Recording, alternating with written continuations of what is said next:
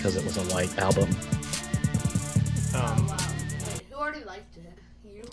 No, our amazing fans already liked it. The fan, The Mike and fan. Manitoba. Well, no, there's two of them. There's two people that liked it. So Who's the other person here? yeah, well, so far there's 5 people watching, which means me, V, Mike in Manitoba, now J Coop, and then my mom probably. So Yeah, right. Do you think your mom really watches this? no, she would hate this program if she ever heard it. She follows the Instagram. By the way, we're live, V. Can everybody else in the chat hear V? Please let us know now so we can nip Show this in the yourself. bud. Nip this Can you hear me? immediately. Can you hear me now? Show yourself. But yeah, she started following the Instagram, so now I'm kind of like, do I still post all the dick and fart jokes and stuff? Right. But I still do, and it doesn't matter at this point. There's 2 other people. And apparently, Mike in Manitoba can hear all 3 of us now. We also have Xander in the studio again. Very nice, Ari. There's 2 other people here. Okay, well, we can stop talking about that, Xander. We've moved on in the conversation. Move past it. But yeah, no, they called it the White Album. And as I recall, that was, and maybe somebody in the chat can correct me if I'm wrong, Mike in Manitoba, this is your I was just about to rip on Mike, and then he got me before I could get him. You can follow my mom, Mike. Just find her on there. I think her name, I don't follow her. You'll have to go to like the people who follow us. Because I'm not going to encourage that sort of behavior. I don't want her to think that we're like friends on Instagram. Yeah. And then also I kind of want to be able to like distance myself from and be like, I don't know who manages the account, Mom. Like somebody else does. Yeah. But no, I was going to say, Mike, you might be able to correct me if I'm wrong because this is your generation. I was going to say the White Album, I believe, was the one that Charlie Manson was always citing as part of his Helter Skelter business, right? Really? I think so. Skelter, huh? Helter Skelter, man. That was some wild and crazy times. Stop leaning on the table. You're shaking everything, dude. You're going to screw up the camera. And not like anybody's really paying attention or whatever, but yeah, I think it was the White Album. Yep. Mike in Manitoba confirmed it. So that's he actually talked about if you like apparently listen to the album and like go with Charlie Manson's manifesto, he has like timestamps of like when the Beatles are talking about this Helter Skelter business or whatever, and how the whites and the blacks need to, like, if you want to talk about somebody who had the foresight or whatever, that Charlie Manson dude, like the stuff he talked about with Helter Skelter is like the stuff that we're dealing with now. So pretty fascinating conversation. Pretty convenient that Quentin Tarantino would make a movie about it right before it started to happen. And he's also very anti-cop, Black Lives Matter type guy. Of course he is. Even though he doesn't have that sort of storage in his, or in like a sign that says that sort of thing, storage in front of his house. So, You mean he drops the N-bomb in like all of his every movies? movie, yep. It's always him too. It's him that says it. And What is that? What is that? it's because it's the same, and with the feet too. Remember we talked about this or whatever? He's always like looking for an excuse to like be messing and talking about feet and weird stuff. Yeah, so there's something to that. Like when he's sitting there writing the script, he's like, I bet I could say the N-word, and I bet I could squeak it in here or whatever. I bet I could suck on somebody's foot here in this scene or whatever. So what I wanted, well, I gotta wait until Megabit shows up. Maybe he will, maybe he won't. If he does, then I have a funny confession that I have to make that is also coupled with like a lesson on morality and values and stuff. But what did you I know you wanted to talk about something, V. Did you want to go ahead and tackle that? All right. Well, I was as per usual, I find myself being nostalgic, and pertaining to this week's show, I thought, maybe I should tell a story about like kind of when we first met, like when we were first hanging out at Fort Riley. So I was trying to like kind of come up with like a good one, like what was the best story that was like the funniest, And there were a couple that I kind of like laughed about, and I was like, "That's pretty good." But I really honestly think that my favorite was when we gave that dude X-Lax at the bar. And so basically, what happened? You there? Yeah, I'm still here. Oh, okay. No, So I base. had to mute my mic real quick. Oh, okay. So like, yeah. So well, you were there, so you know. Yeah, But I don't worry kind of about want me. I'm gonna go take a break. I'm gonna take a smoke break or something. to. Well, I was hoping you would chime in case I like miss anything, but like it's like vague too. My a lot of my memories are like blackened, so like I might need you to chime in. Yeah. So No, like I I'm here. remember you had the El Camino at the time. We were doing the Earl thing. Like you had the El Camino, so we were always riding around in the El Camino, and that was like cool as shit, dude. Like we were so cool riding around in that thing, dude. Like I don't care what anybody says, riding around in that El Camino was like the coolest thing ever. And like we were like always up to no good. Like we were constantly drinking, and like we were constantly drinking, and there was like nothing to do. That's why I always tell people, like, they go, "Why did you get in so much trouble when you were at Fort Riley?" And I was like, "Well, it's Kansas. Like Yeah, there literally, was that was it. there's nothing to do. Like literally nothing to do." And so you and I, we had to like find things to do to like entertain ourselves, which often was like prank people or get into trouble or fool around or whatever. And so I remember, if I recall, we'd already been drinking that day, and we went to like a bar outside of Fort Riley. It was like right outside the gate. And I remember we were meeting somebody. And again, like if I misremember anything, feel free to jump in on this. And we met this dude, I think he was like from your unit, like somebody that you knew, right? Hmm. And then he had a buddy, and then his buddy had brought this girl.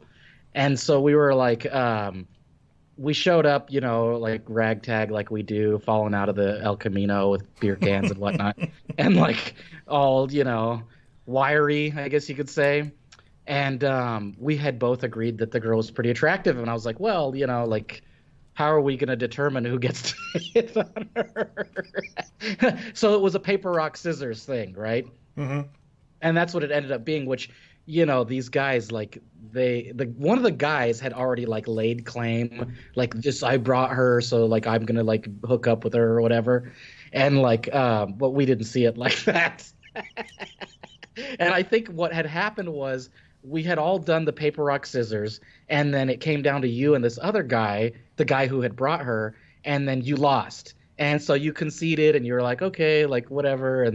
And so like like I remember, like, okay, and this is vague, like, again, like I'm trying to remember how this exactly went down, but it was like after that we did like a sidebar, you and I was like, you're not happy with these results, are you? And I was like, this is what we should do. We have that X-Lax in the car, and we should put X-Lax in his beer, and then like when he craps himself crazy, we'll be able to take off with the girl. And so, of course, the logic was sound, right? And so we pulled it out of the car, went up to the bartender, bought a couple of beers, and then in front of the bartender, like you, this is where it's funny to me, is like we had like it was like the big bottle of X-Lax. And so to make a funnel, we had like this piece of paper that we rolled into a funnel, and then you put it in the beer, like the funnel in the beer, and then poured a bunch of the X-Lax into the beer through the via the funnel, right? Right. And the whole time the bartender is watching us. Like, he goes, "What is that?" And we go, "Oh, it's just X-Lax." And then he just wrote it off like, "Oh, like whatever." Like Which is it why wasn't women get date raped. You know what I mean? Like, yeah, right? Like, oh wait, like he didn't ask anything after that. Like, oh, who's that for, or whatever. It was like, oh, it's just X-Lax. And then he just wrote it off and like left us be. And then of course we gave it to the guy and like played some pool, and within like 15-20 minutes he was in and out of the bathroom like frequently. So we knew it had taken effect, right? yep. And then finally, it was like, I gotta go. He was like, I gotta go. And then he just bounced, and that was it. And then we left with the girl and the dude and the other guy, and that was it. But like, I remember laughing so hard because like we were making jokes about it as he kept going back. Like, "Are you all right, dude?" Like we knew what was going on. We knew what was going on, but like we burned him anyways too. Like, "Man, you got a problem or what, dude?" Like how terrible of people would do that, Like, So So I'll fill in the blanks for you. yeah, please do. Please fill in the. That's how I remember it.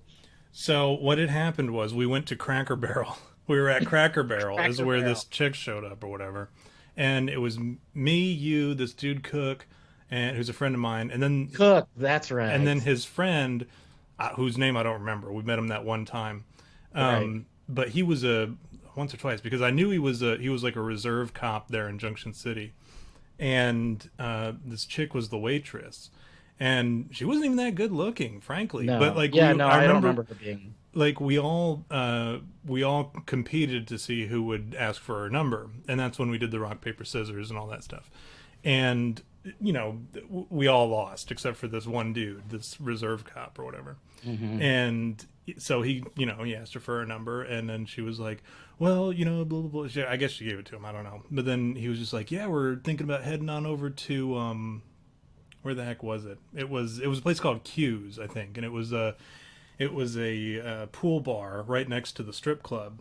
Right. And I guess like the plan was ultimately to move over to the strip club or whatever after we got good and drunk, and which you and I already were. But I think we had wanted. I think the reason why we went to Cracker Barrel was because we wanted spaghetti, and we thought maybe Cracker Barrel served spaghetti. Oh yeah, And, that's right. I remember that. Yeah. And Okay. we end up over at Q's, right? And this dude calls the chick. And, well, I'm sorry, I skipped a part, too. We had left, and then Cook was like, hey, me and this dude, we're going to drive over to Q's or whatever if you want to meet us there. And we're like, yeah, sure.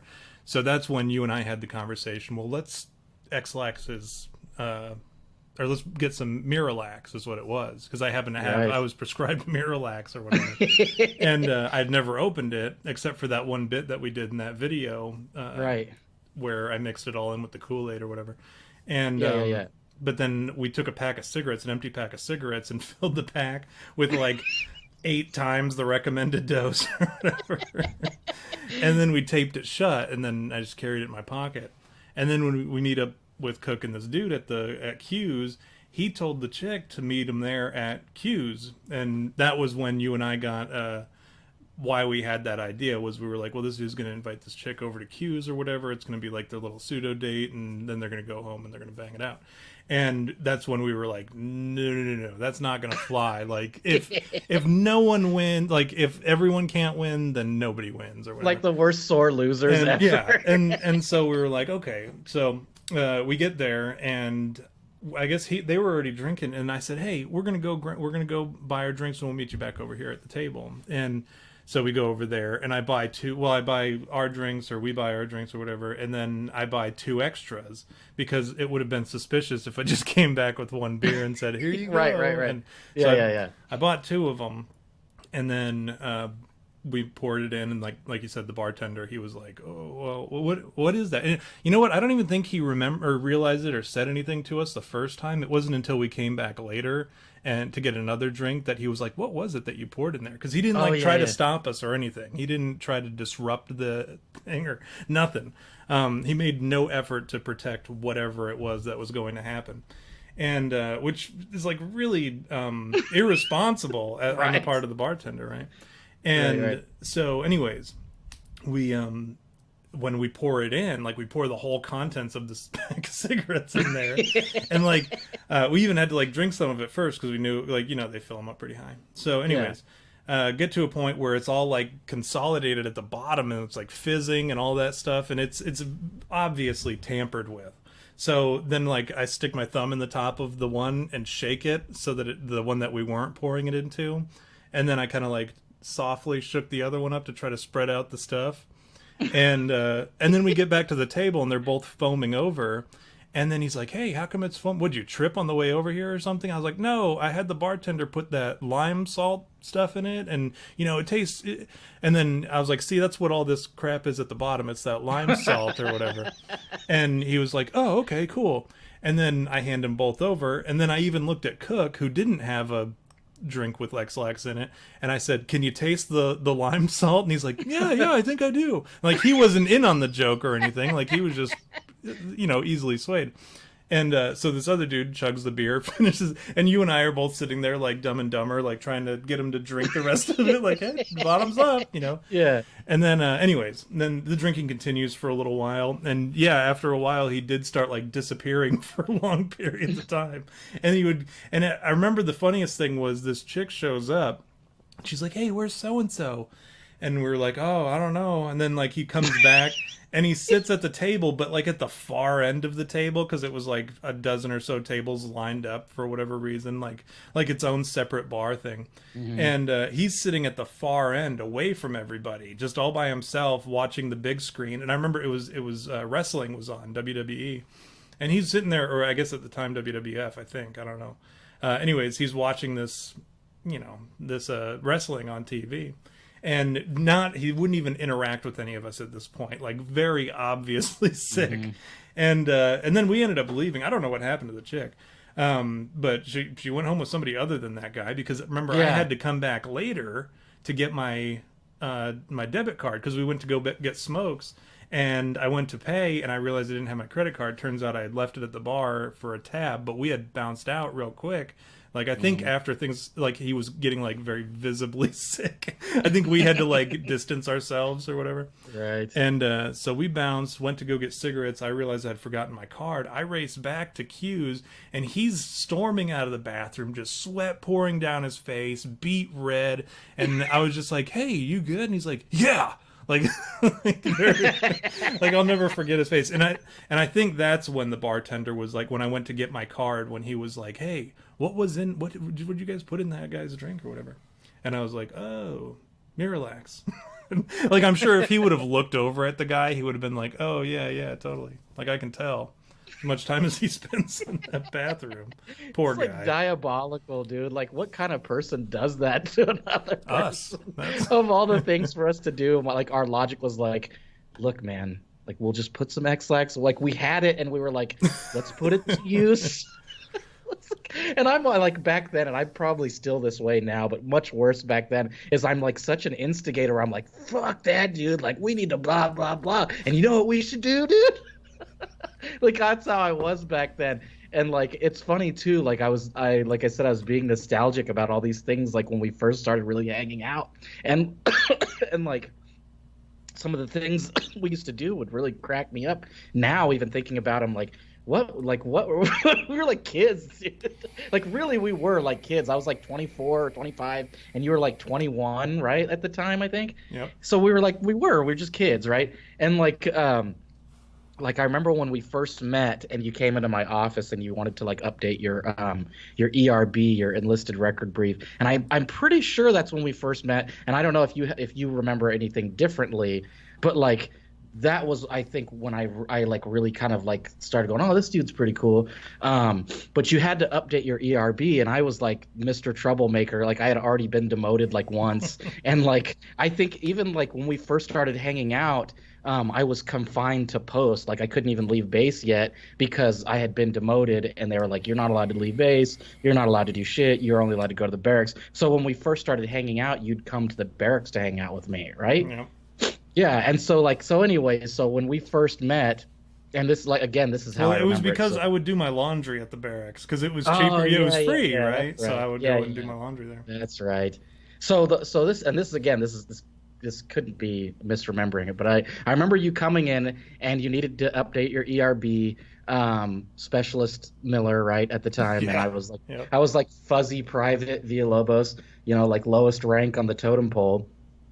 And like, I did it all for you, like in a flash, and you're like, oh, cool, like whatever. And then I don't know why, like, I was like, yeah, I can make your title say anything I want. I can change it. You want me to change it for you? And I was like, I could make it say Gaylord or something. And I like typed it in like Gaylord, and we were like laughing about that. And then you were like, make it say Magician. And so we actually did one.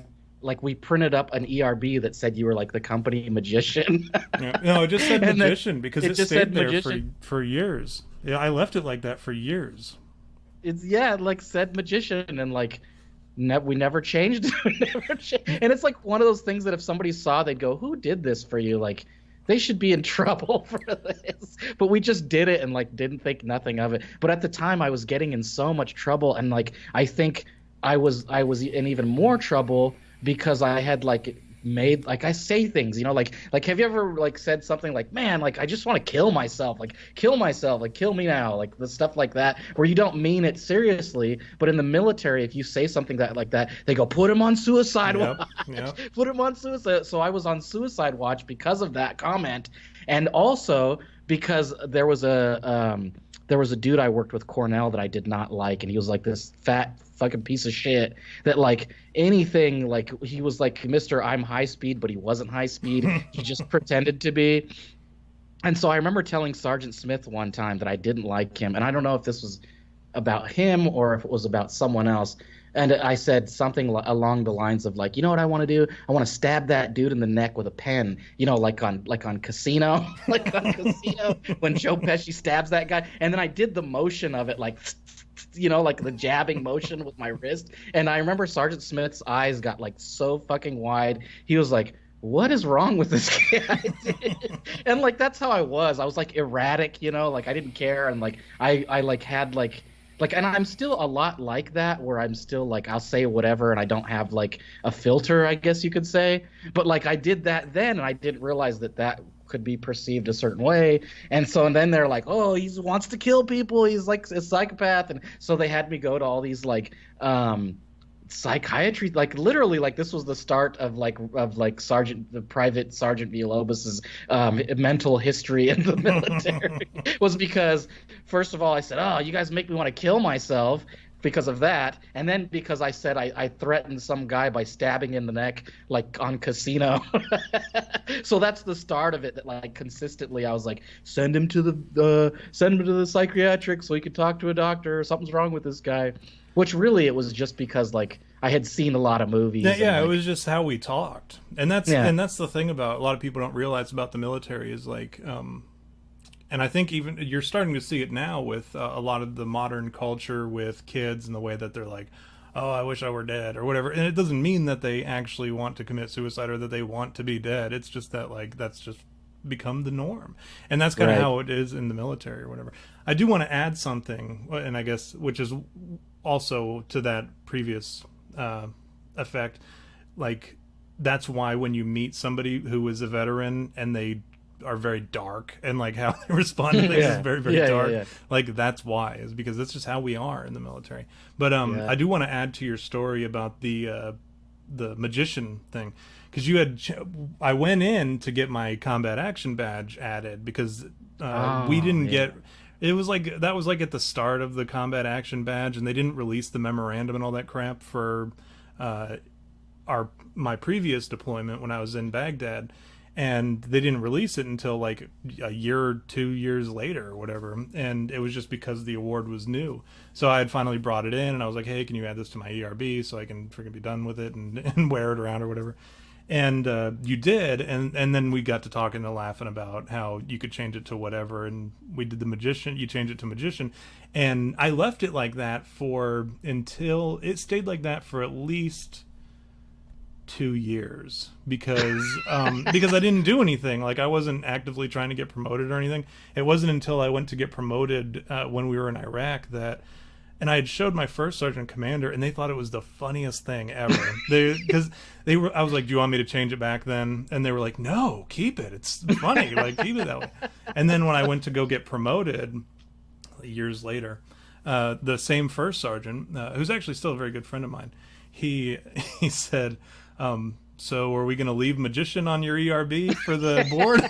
I said, how comfortable are you with me showing up? Because he was sponsoring me. I said, how comfortable are you with me showing up?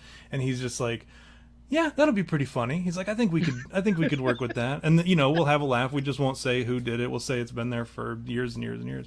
And that it must have been a mistake or something. But then my platoon sergeant actually was like, no, dude.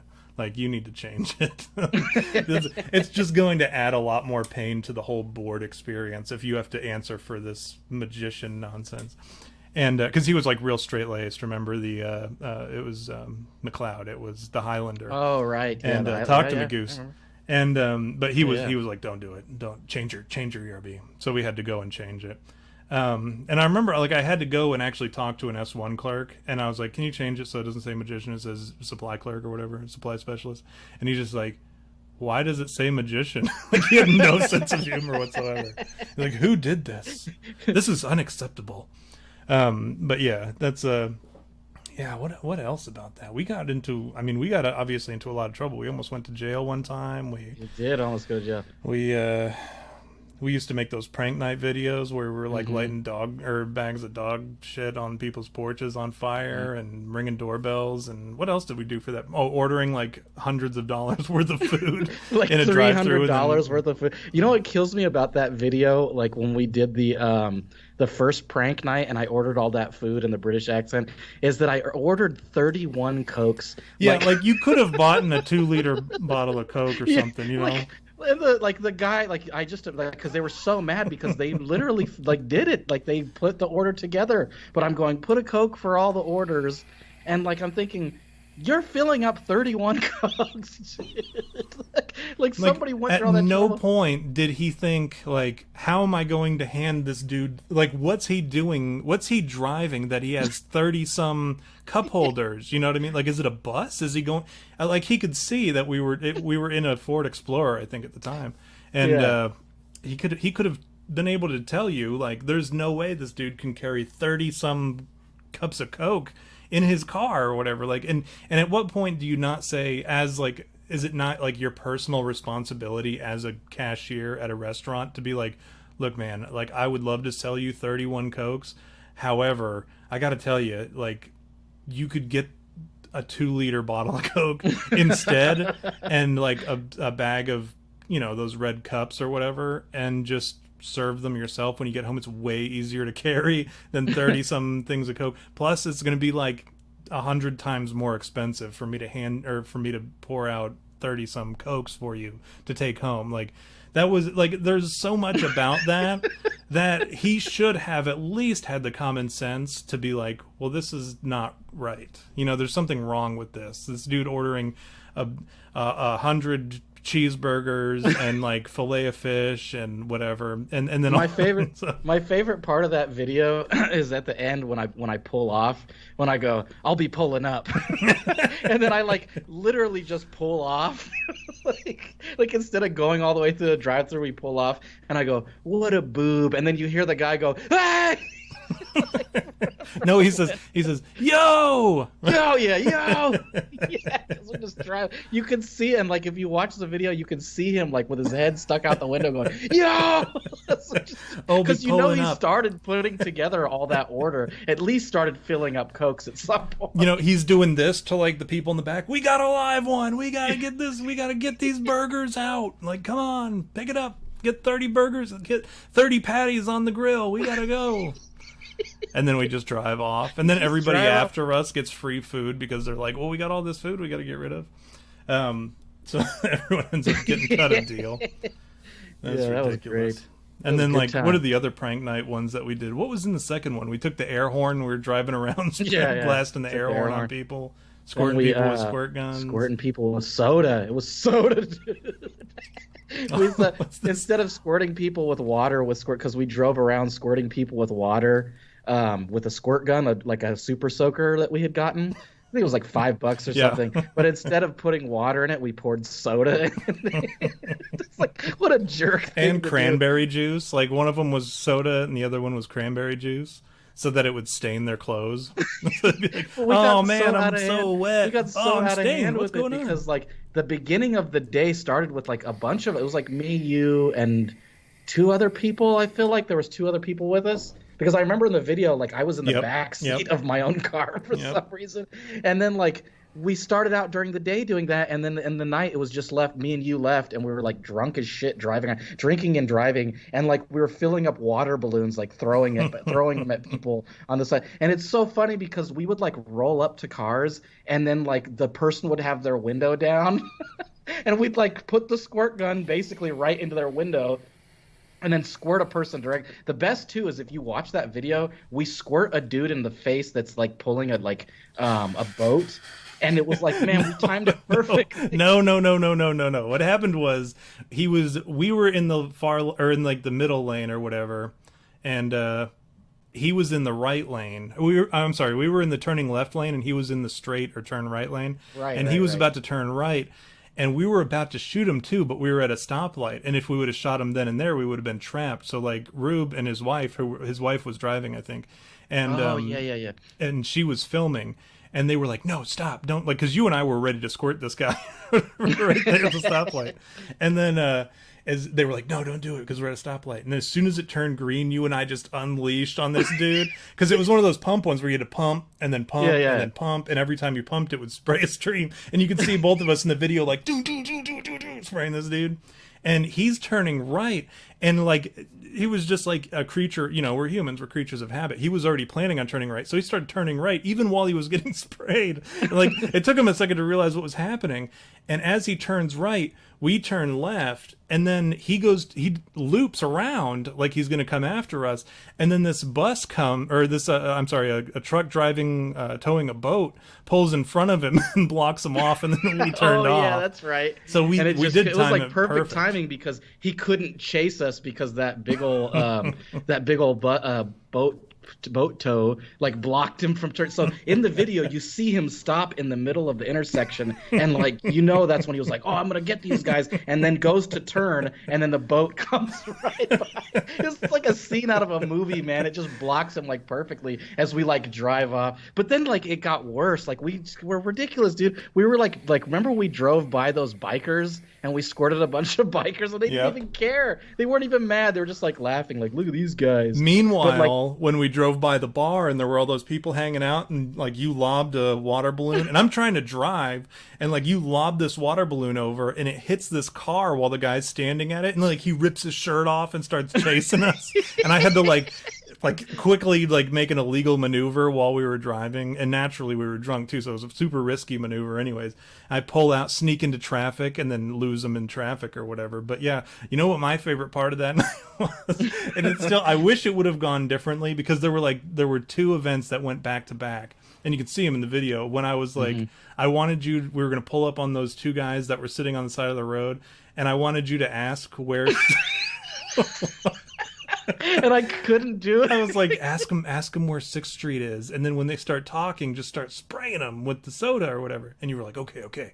I pull over, and you were like, hey man, where's 6th Street? And the thing is, we were on 5th Street. So the dude's like, it's right there. Like, it's right. You go down, and you're sitting there, and I'm like, do it. And you're like, I can't do it. And the dude's like, yeah, you just go to the end, you turn right, and you're there. And then walked up to the window. He was like right at the window. I would have sprayed him right in the face. I was like in fist distance from him.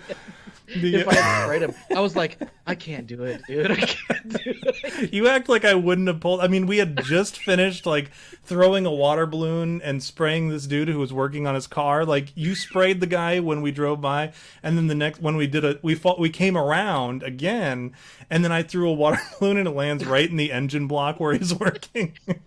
So I mean, the same dude got twice. But no, the thing that kills me too is right after that one where you couldn't get the guy, we see that dude pulled over, and like somebody's talking to him in the window or whatever, and I don't know if he's broken down or what, but I'm like, hey, spray these guys when we pull around. And like everybody, as soon as we pull into the lot where they're at, like they all stop and they all look at us, and then you do this number and you slowly spray them as we drive.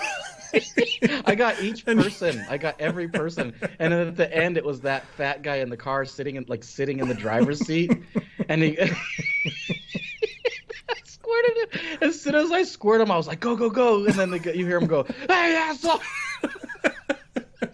And you can hear in the video even you going, "Go! He's chasing! He's chasing!" Those were good times, man. And then we totally got in trouble that night for doing exactly all those things that we just talked about. Got tickets, man. $200 for missiles. Yep.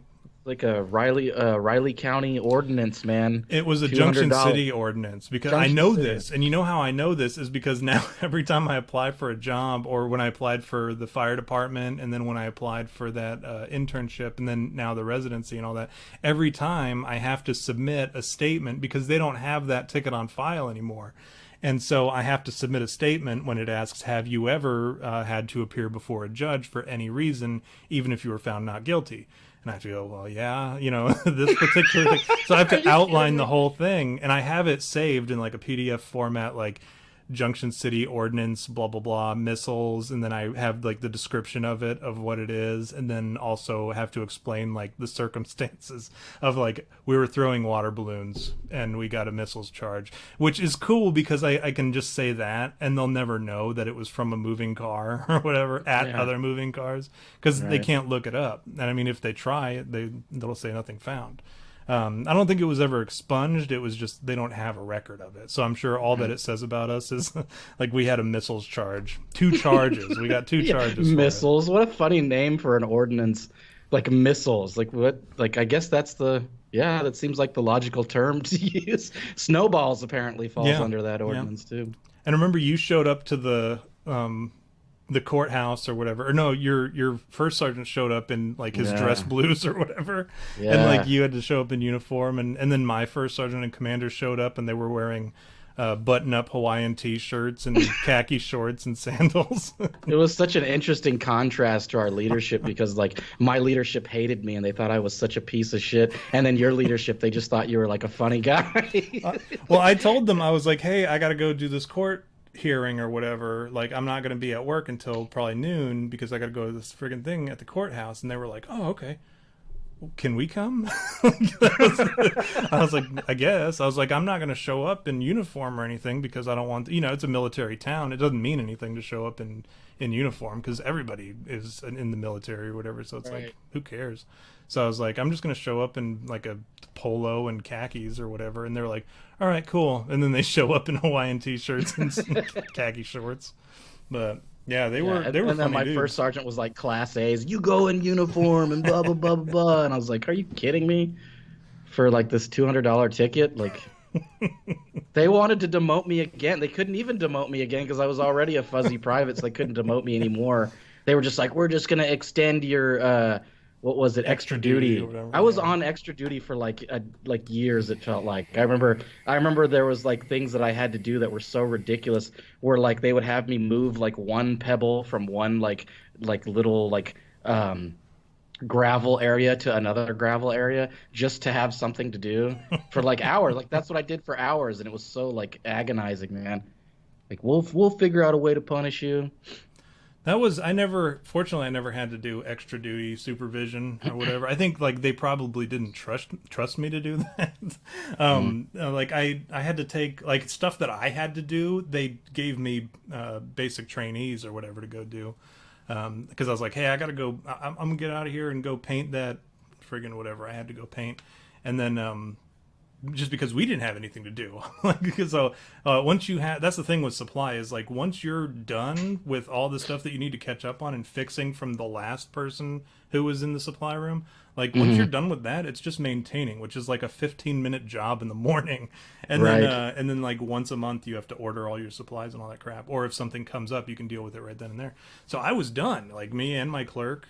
I was like, there's nothing left for us to do. So I'm just gonna honestly I'm gonna go work with the RNU guy every once in a while. If he needs some crap done, I'll go help him do that. That's what I was gonna go do one day, and they were like, well, do you want some basic trainees for it? And I was like, yeah, sure, I'll take them if they got nothing better to do. And it was all the kids that were getting kicked out, so they were like, take them and go. They're basically like on basically the same thing, like they're on extra Hmm. duty all day. Right, Like that's right, all right. they do is just some bull crap just to keep them busy.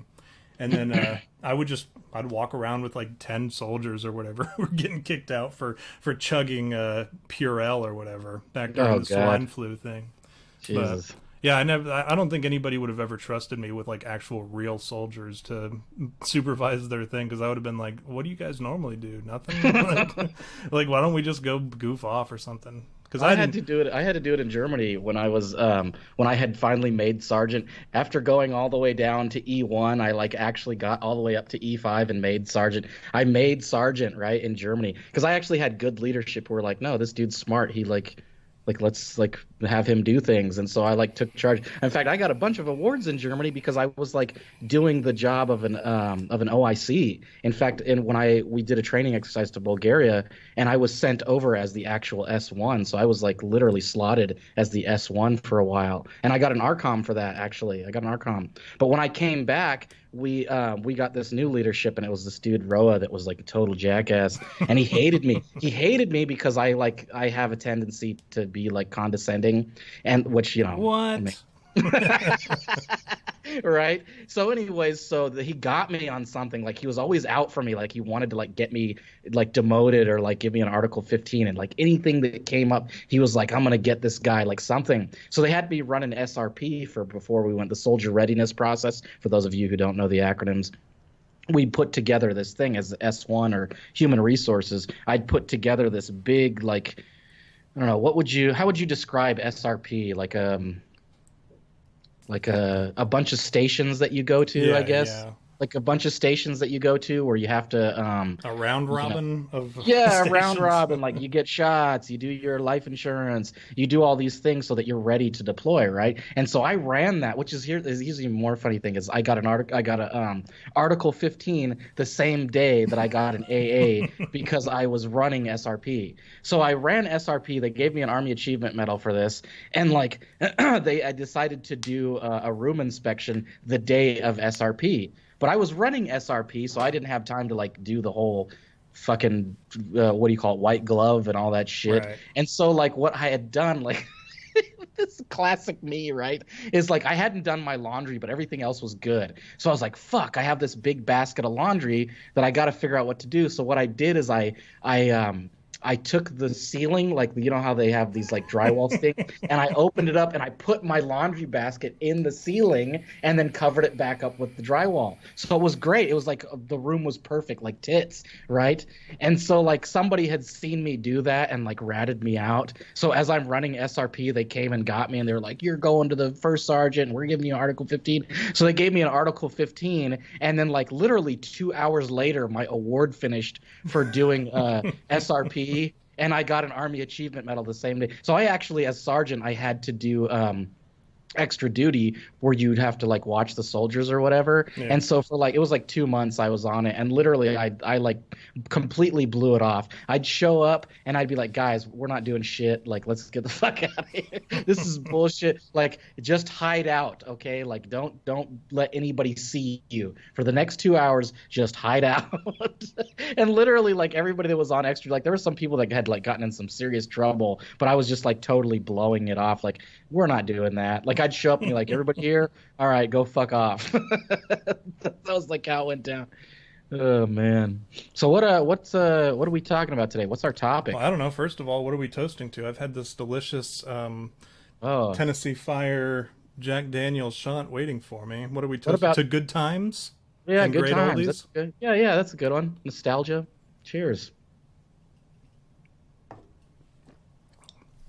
I guess now's the time that we could actually bring up the fact that for about the 500 subscribers, remember we were talking about that? Oh, yeah. You want to talk about that real quick? Yeah, go ahead. So, V and I came up with this idea. We're at 449 subscribers right now, which is cool. We love that.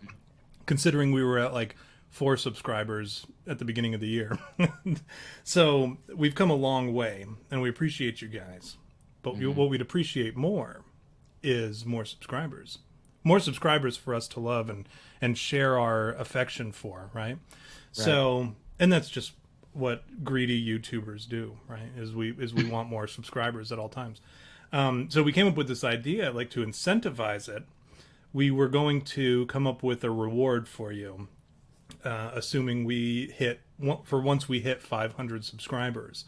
This should incentivize you to go out and share us with your friends. We decided once we hit 500, I will take a shot of a hilariously named hot sauce, okay? Or a show-related hot sauce. So I went out and I actually bought some to prove that we're not kidding, right? And that we're committed to this. What we have here is Chupacabra hot sauce, okay? That's one. And then we have, of course, Area 51 hot sauce. Okay. And then my favorite, which actually looks really, really hot, is based on our Back to the Future episode. What did we even call that one? You had me at time, I guess time travel, I think is what we call it. Yeah, I think it was. But this one's called Doc's Fuel, or Doc's Fusion Fuel. And it says, "Great Scott, that's hot." Great Scott, Marty. So these are the three that we have right now. And I will take a shot of one of whatever wins. I'm sure we'll run like a little Twitter poll or whatever to see which one we go with. But I will drink a shot from a shot glass of one of those hot sauces once we hit 500. So encourage your friends. And then once we hit 1,000, 10 years down the road, we'll come up with something else too.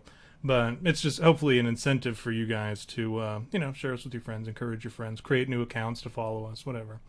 Mm-hmm. And we only have 50 more to go before I'll take that shot.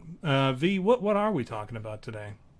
Well, as we have discussed, this is our 50th episode. Well, it's technically not our 50th episode, but we're going with that it's our 50th episode. So that's kind of like a milestone, like we've hit like this milestone. Like, remember when we first started and I was like, if a show doesn't make it past the first 7 episodes, then you're not going to go anywhere. Like, or what was it? It was like the average podcast last 7 episodes. Yeah, something like that. And I was all like, it's got to go past 7 episodes. And then here we are, 50 episodes. I mean, this is kind of momentous, I guess you could say. And so I think for that effect, we should do something. I mean, I don't know. I was thinking we should do something kind of cool because it is the 50th episode, and maybe we could do like where we do some nostalgia, and so we could talk about old episodes and funny things, kind of like a clip show without the clips, or we could just talk about things that we thought is funny or people's favorites. I would really like to know, honestly, for you guys in the chat, I'd love to know which of the shows have been your favorite and which stuff you always thought was funny, and maybe even just bits that you guys got a kick out of, or Yeah, this is like, it serves a dual purpose, like a multiple tier purpose, right? Because we get to relive all of our favorite parts of the previous episodes, dating all the way back to You Had Me at Alien Race Wars 2, which is, I guess, relevant today, right? Mm-hmm, But mm-hmm. we get to relive all those funny moments, and we also get to hear, hopefully, from the chat. And this is where, when I said something about it being an interactive episode, very interactive, is we want you guys, like V said, to tell us your favorite stuff, and that will help us to shape future episodes. Right. As well as like know what works, what doesn't work. And then it also helps me because I do those little quote pictures where it shows like one of our faces and then it has a funny quote from an episode. Like if there was a funny quote from an episode that you really liked that, I don't hear them all, because usually what happens is, we record, I upload it to all the various different things, change the description and all that stuff, and then I forget about it. V goes back and listens to it, and he ends up sending me the funny quotes or whatever that end up in those pictures.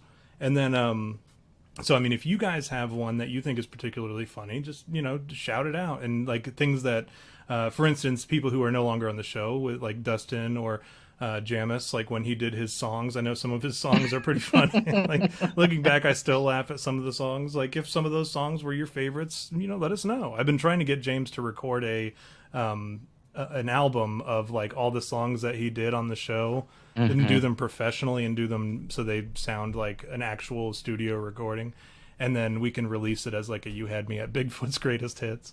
And but that sort of stuff, like the more input you guys give us, the better future episodes can be. And I mean, we've obviously changed a lot over the years. Like it started out, it was when we started out, it was supposed to be a relatively serious, like, hey, let's give you the information that you need. And then it quickly became, I think it was when Matt Squatch came around, and like we had to be funny, and because Matt Squatch was being serious, and then it just turned into a toilet.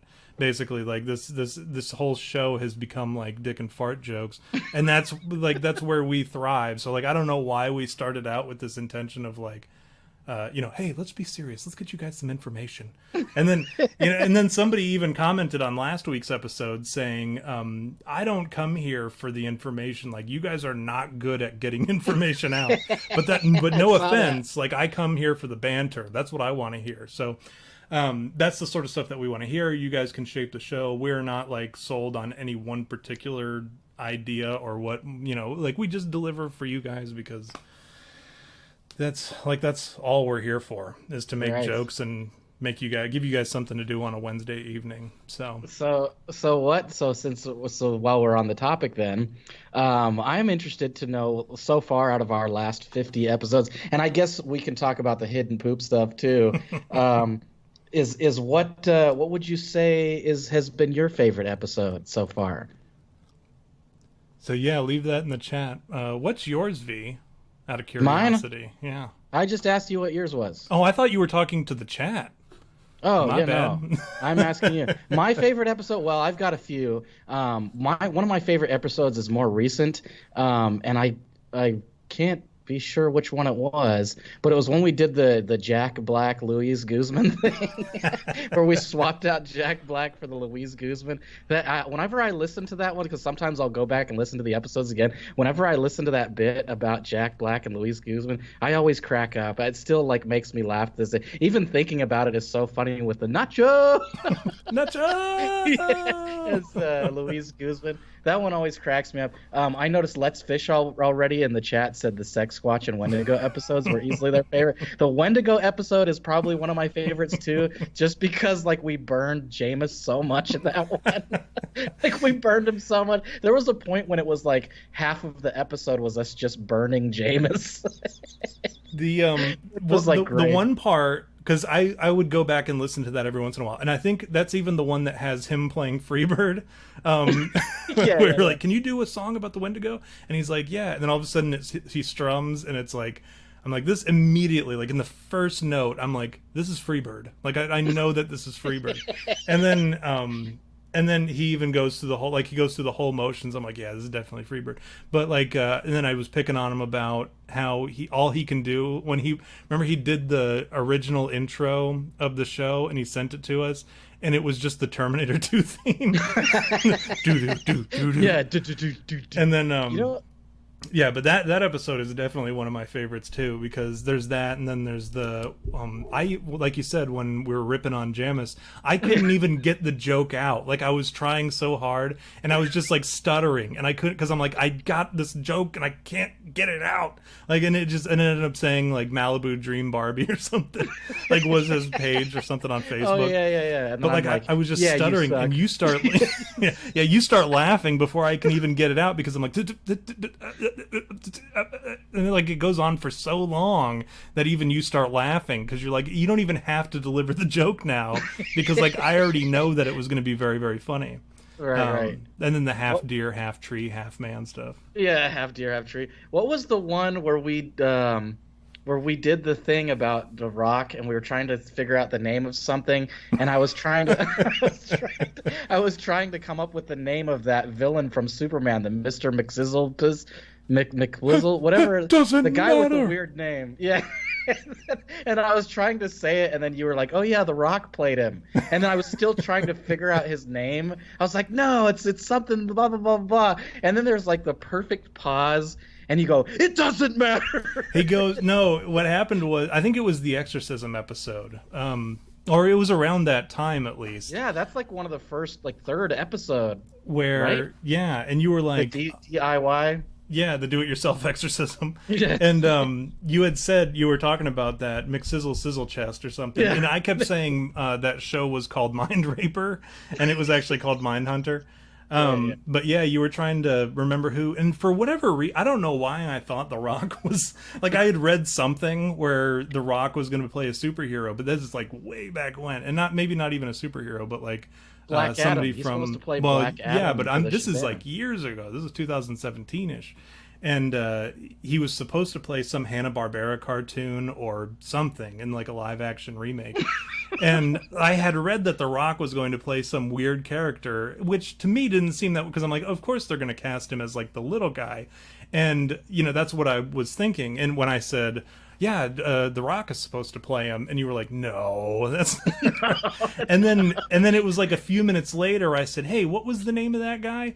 And you were like, well, I think it was. And I go, it doesn't matter what his name is. And yeah, so that was a good one too. Some of our early bits were really funny because like back then we were able to just like, I cut out all the not funny stuff so that like we were just consistently funny. That was the only like really good thing about the early episodes. I think one of my probably one of my favorites, there was like a period where we did like 3 episodes in a row about the paranormal, which is kind of, you know, like that doesn't seem that weird now that like, especially now that we've done like 18 episodes in a row that are conspiracy. So like back then it was weird because we were like, we need to break it up a little bit and include some cryptids and some other stuff. But now we're just like, well, whatever's in the news.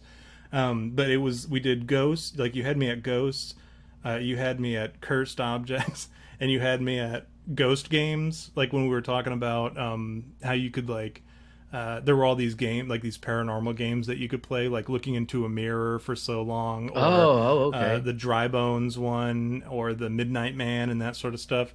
And that one of those, I don't remember which one it is, but like at the end of the episode Dustin and I go into the back haunted room, and this is, I'm very proud of this because it was an edit that I did at the end, where we went into the back room, and then we continued to do the live show because we were on Periscope at the time, and we continued the live stuff, but we walked away from the computer and everything, so it wasn't recording us on there anymore.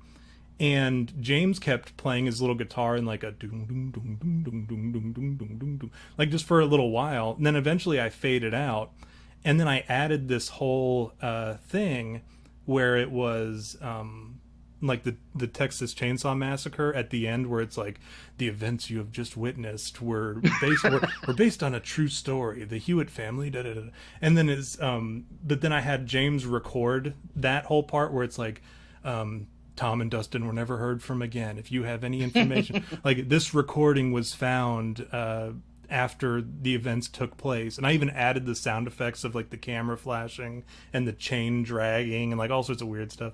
But then he goes, this one recording has been determined, or has been found, and people dispute what it's actually saying. See for yourself. And then it cuts to him going, nice ass. Like that's the EVP. So he had wanted to do something like serious, and I'm like, no, just say nice ass. And so it goes, see for yourself, nice ass. But that's like the end of the episode, and that's what I used to love about the old episodes, was that we always had like an end thing. And I think it may have been the Exorcist episode 2. I had done this elaborate ending that took me like a week to do, and it was actually designed originally for when we interviewed this paranormal group who ended up being a total dud, and we never released that episode because it wasn't funny, it wasn't very interesting or whatever. But I had originally made the ending for that episode, and then I was like, I don't like this episode, I don't want to like waste this on a bad episode, so I think I put it to the do-it-yourself exorcism, and it's the one where it's like Dustin goes, Dirty D and the T-Birds, and then you hear like the car peel out. Where we didn't get any audio from me, so we just replaced it with Macho Man Randy Savage. Like for some reason we didn't get any of I think that was the Albert Fish one, right? Yeah, it was the Albert Fish, and because it was such a funny episode, like we killed it on that episode. It was such a good episode. It was really funny, and it fucked up, and like because it didn't have your audio, we just didn't release it because we were like, well, it's without that audio, like it's really not. It's not as funny. There were like some funny parts in it, like the part where we did the Mad Libs for the Christmas list or whatever. And then when I would read Albert Fish's letter or whatever, like that sort of stuff She had a fat ass. And I'm like, come on, boys, come on. Like those things were funny, but like without your audio, like so much of the humor was lost, and even the stuff that was funny was less funny because it didn't have your input on it. But I was like, I feel like we still have to release it, so I took Macho Man audio and put it in place of you, so it's like I'll be like, oh yeah, well, what do you think, Vin? He's like, the cream always rises to the top. Tito Ortiz. Like it had nothing to do. And then I move on. I'm like, exactly. Like V said it best, you know? And then like, because back then whatever you said made sense, but I didn't know what you had said. So I just rolled out the whatever. And that took a long time to do too, because I had to go and pull up all these Macho Man promos of like when he would get with Mean Gene and he'd be like, do you see Starlight here? That's a pretty solid Randy Savage, bro. Thank you. I was practicing. Well, that's what happens when you listen to like hundreds of hours of Macho Man to record this audio to make you it into assimilate the impression. I was noticing some of the people in the chat log were saying some of their favorites. Jay Coop said the Sex Squatch one. I don't remember. I was there for that one, but I don't remember much of it. I'll have to listen to it again. And then Mike in Manitoba was talking about the DIY exorcism one where I was the lawyer. And that's funny because I think that was my first episode. It was like episode. It was. 3. We hired you to be the producer, and you were like, "Hey, I just got off the phone with the lawyers," and and I guess we were gonna have that be a recurring bit, but then we were like, whatever. Within like half of the episode, we scrapped the bit because I was like not the lawyer anymore. Yeah. Okay, and then Let's Fish already said you can't say Young Tail V. Which episode was that? Epstein. What episode was Epstein?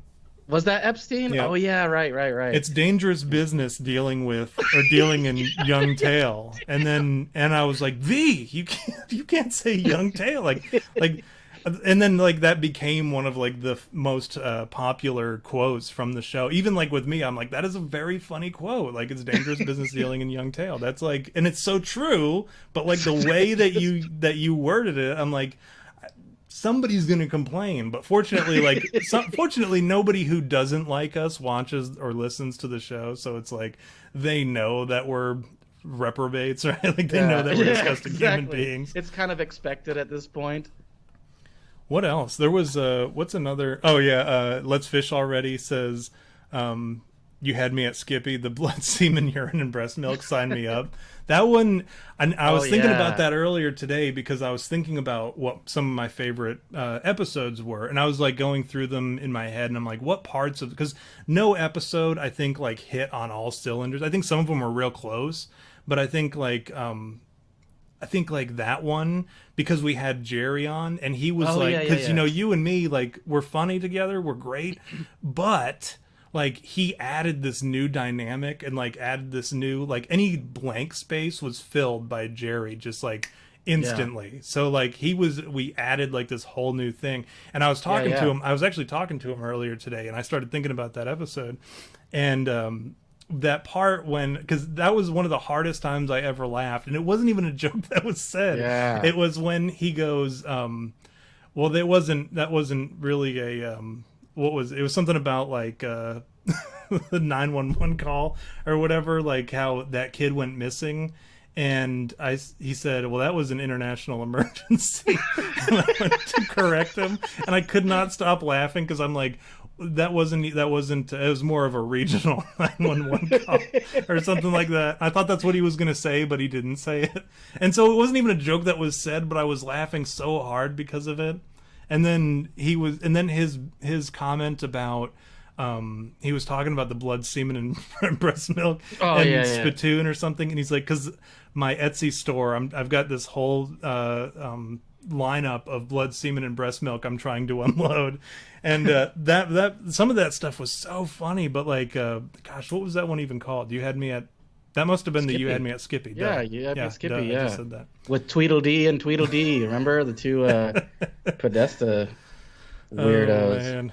Because what was the one? You know which one was really funny to me? Like I always laugh when whenever we would have Matt Squatch on, and he'd be like serious, like, I gotta get this information, and he'd always like have like information, like pertinent information. We're gonna talk about whatever this week, and we brought on Matt Squatch, and he's gonna talk about, you know, this info, and he's gonna give us all the stuff, and like he always it's like he would always get kind of like perturbed because we couldn't be serious. Yep. Well, that's what. Remember when he said something, he goes, you know, because they belong to the homo family. And And like right away, I was like, Tom belongs to the homo. And you could tell just in his voice, he was like, I don't want to say this. Because Yeah, I like- know what's going to happen as soon as I say homo family. Like, one of them is going to chime. I don't know who it is, but one of them is. And then you delivered. You were like, Tom's a part of the homo family. And it was like every time we had, like, remember we did we were supposed to talk about the chupacabra, and then we ended up just doing like a dating profile for me. What's up? Or, hey, let's split a beer and a baby, you homo. Are you queer? You queer.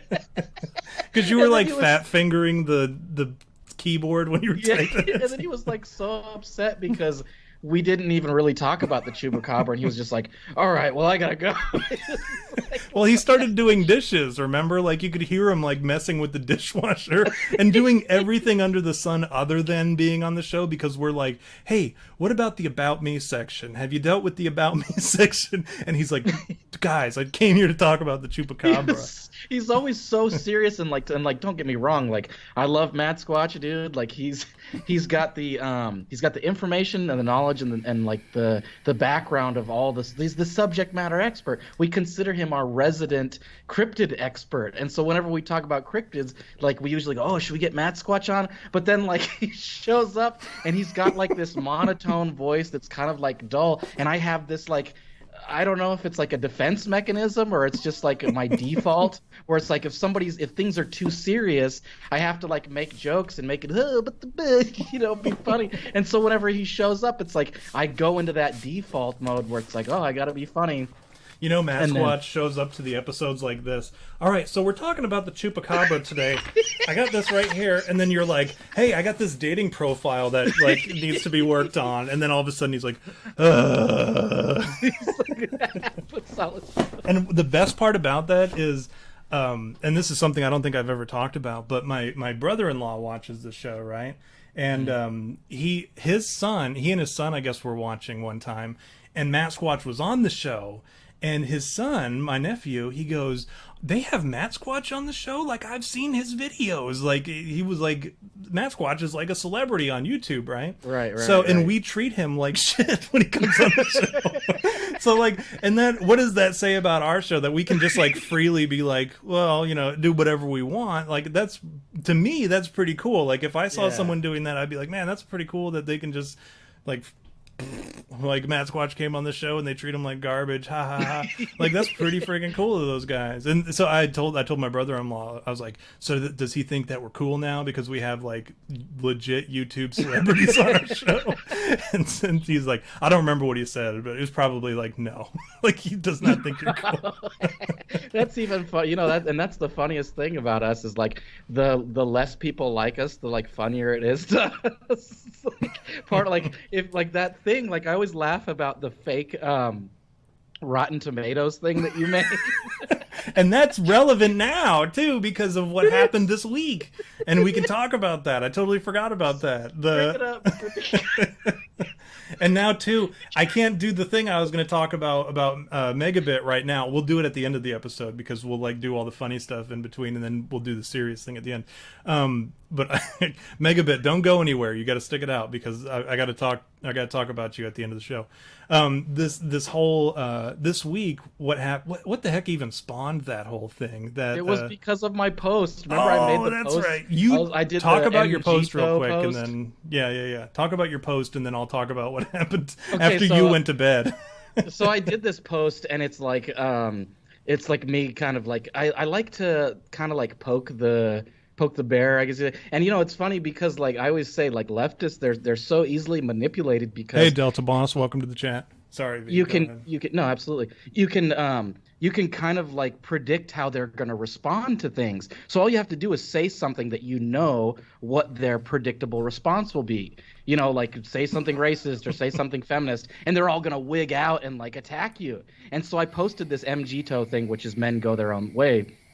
And I was like, something like alternatives to being married are like porn and like Postmates, Uber, like all these things that like seriously objectifies women in the aspect that like they're only good for like cooking.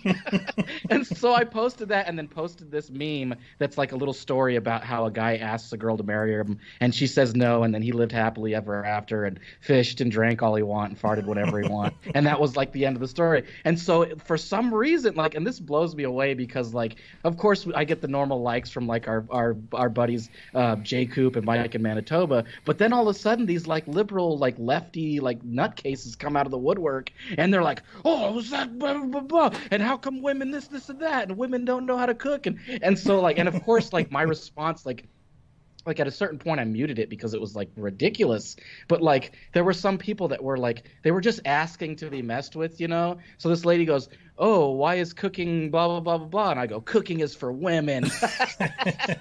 And then it was like all this trigger like, oh, right, they wig out like, oh my gosh.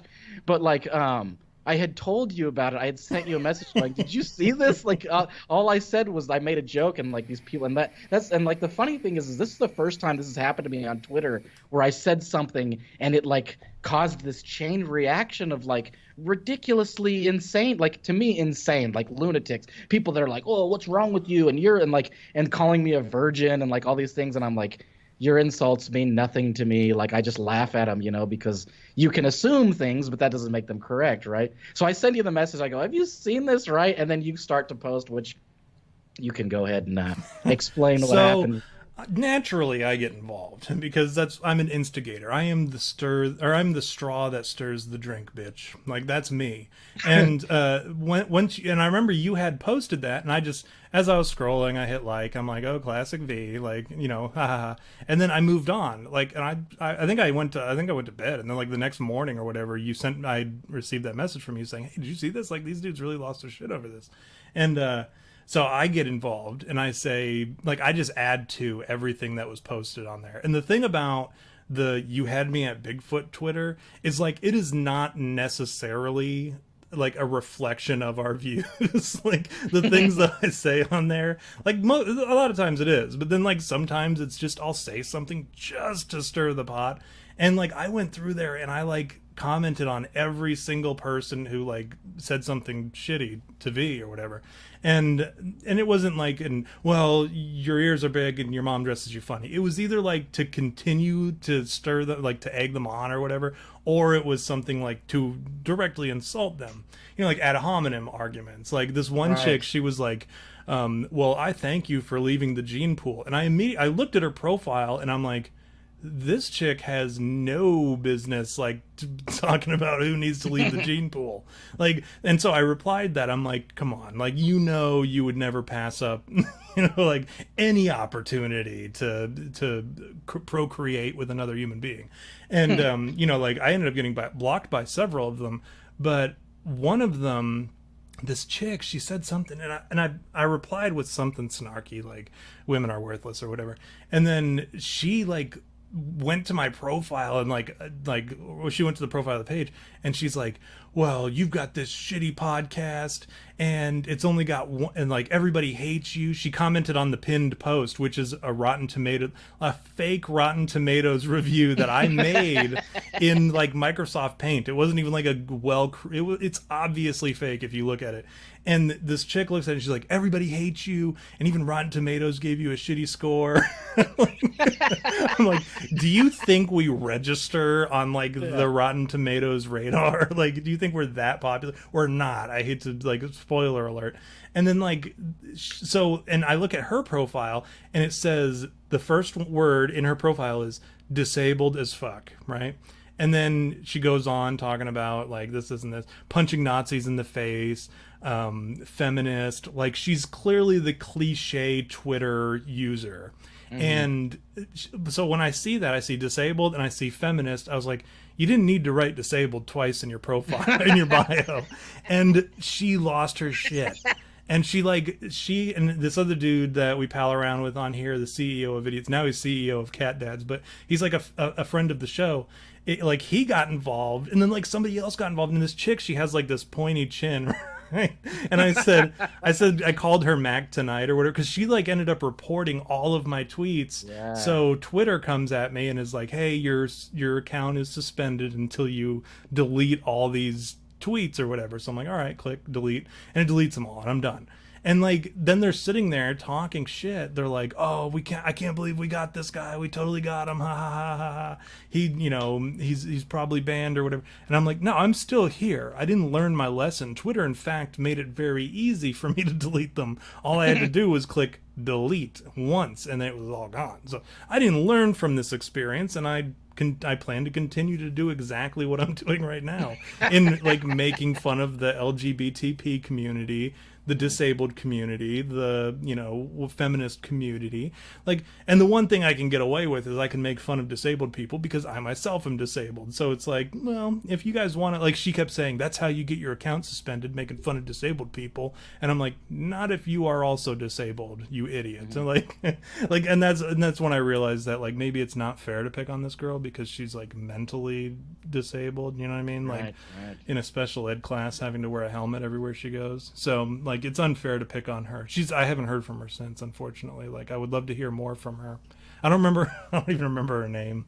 Actually, I do. Hold on. I saved a picture of her. I saved a screenshot of her. I totally muted that. Like after, like it's funny too. Like even like before, I was just like, oh, I'll just mute it. But even before I told you about it, I had already muted it. So half of the stuff that like you posted, I only saw because I had to go through and like actually look at it.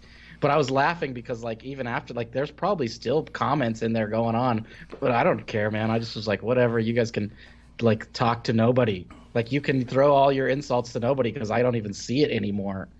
I haven't heard anything, but also all my stuff was deleted. Like I was getting messages from, and that was one of the funny things too, was like one of the people that was complaining was this trans guy, and clearly a guy. And like, and it says in the profile, trans woman, whatever, this, that, and the other. And then it even had Slytherin. And I know in a previous episode, we were making fun of people who have Harry Potter houses or whatever. Like, I identify as a Hufflepuff, Can you believe that's, and like, I even replied to one of her comments. I'm like, that is such a Slytherin thing to say. Like, but like when I saw her picture and I finally went to this this guy's profile, excuse me.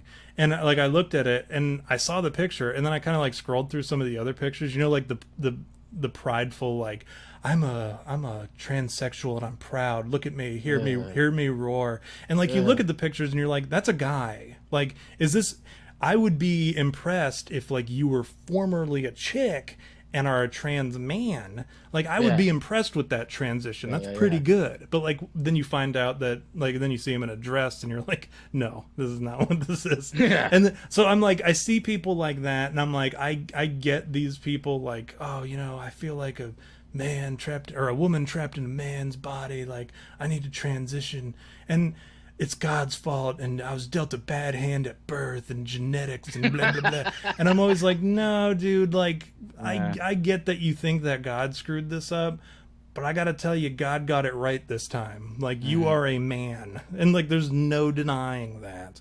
And that's the argument that I have with the LGBTQ community or whatever, is that you always got to add the P at the end. Yeah, got to add the P.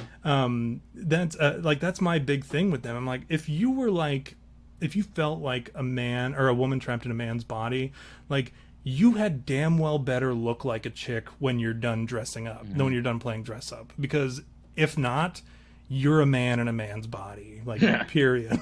Like I don't care if you want to play dress up in your house, like whatever, but don't be going into like girls' rooms looking like a man in a dress, because that's a problem, right? And that's where a lot of people were upset about that whole transgender bathroom situation. It's like nobody wants to see somebody with a 5 o'clock shadow at in the middle of the morning or whatever in the women's restroom, and they don't want to, like, I guarantee there'd be like dudes who wouldn't really give a shit about like if there was like a hot chick in the men's bathroom, but it's never that way. It's always like a burly dude smoking a cigar with like stubble and a dress on and like chest hair coming out of his dress. That's a really good point. When you consider it like that, like what is the converse where it's like a lesbian comes into the man's bathroom?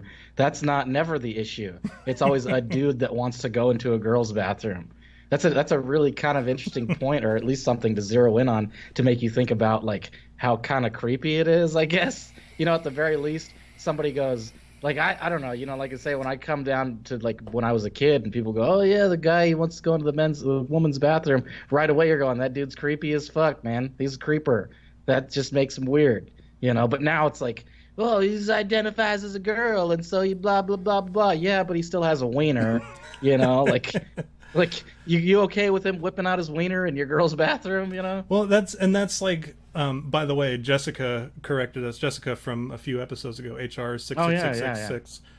She's in the chat, and she said she's a Hufflepuff. So she said, I'm a Hufflepuff. That's such a Hufflepuff thing to say. Can you imagine like a grown man's? I've heard it, and I know you've heard it. I know people have heard it. Like when somebody says, that is such a Slytherin thing to say. I'll tell you what. And then like they have their hands all the way up here. That is such a Hufflepuff thing to say. And like, how do you like justify? And that kind of, I guess, transitions over into the transition. There's another pun for you. Transitions over into this discussion about the LGBTP community. Like they're the ones who are like, so like, it's never like normal guys that are like out there like cutting wood or something, who are like, or like cooking steak on the grill, that are like, man, I'll tell you what, that is such a Slytherin thing to say, man. Like, it's never that guy. It's always the guy who's like, this close to being like, I wear high heels at home. I don't know. Like, that's my new thing. Like, I don't know. But I saw something too earlier about let's turn this into like an anti-LGBTQP episode.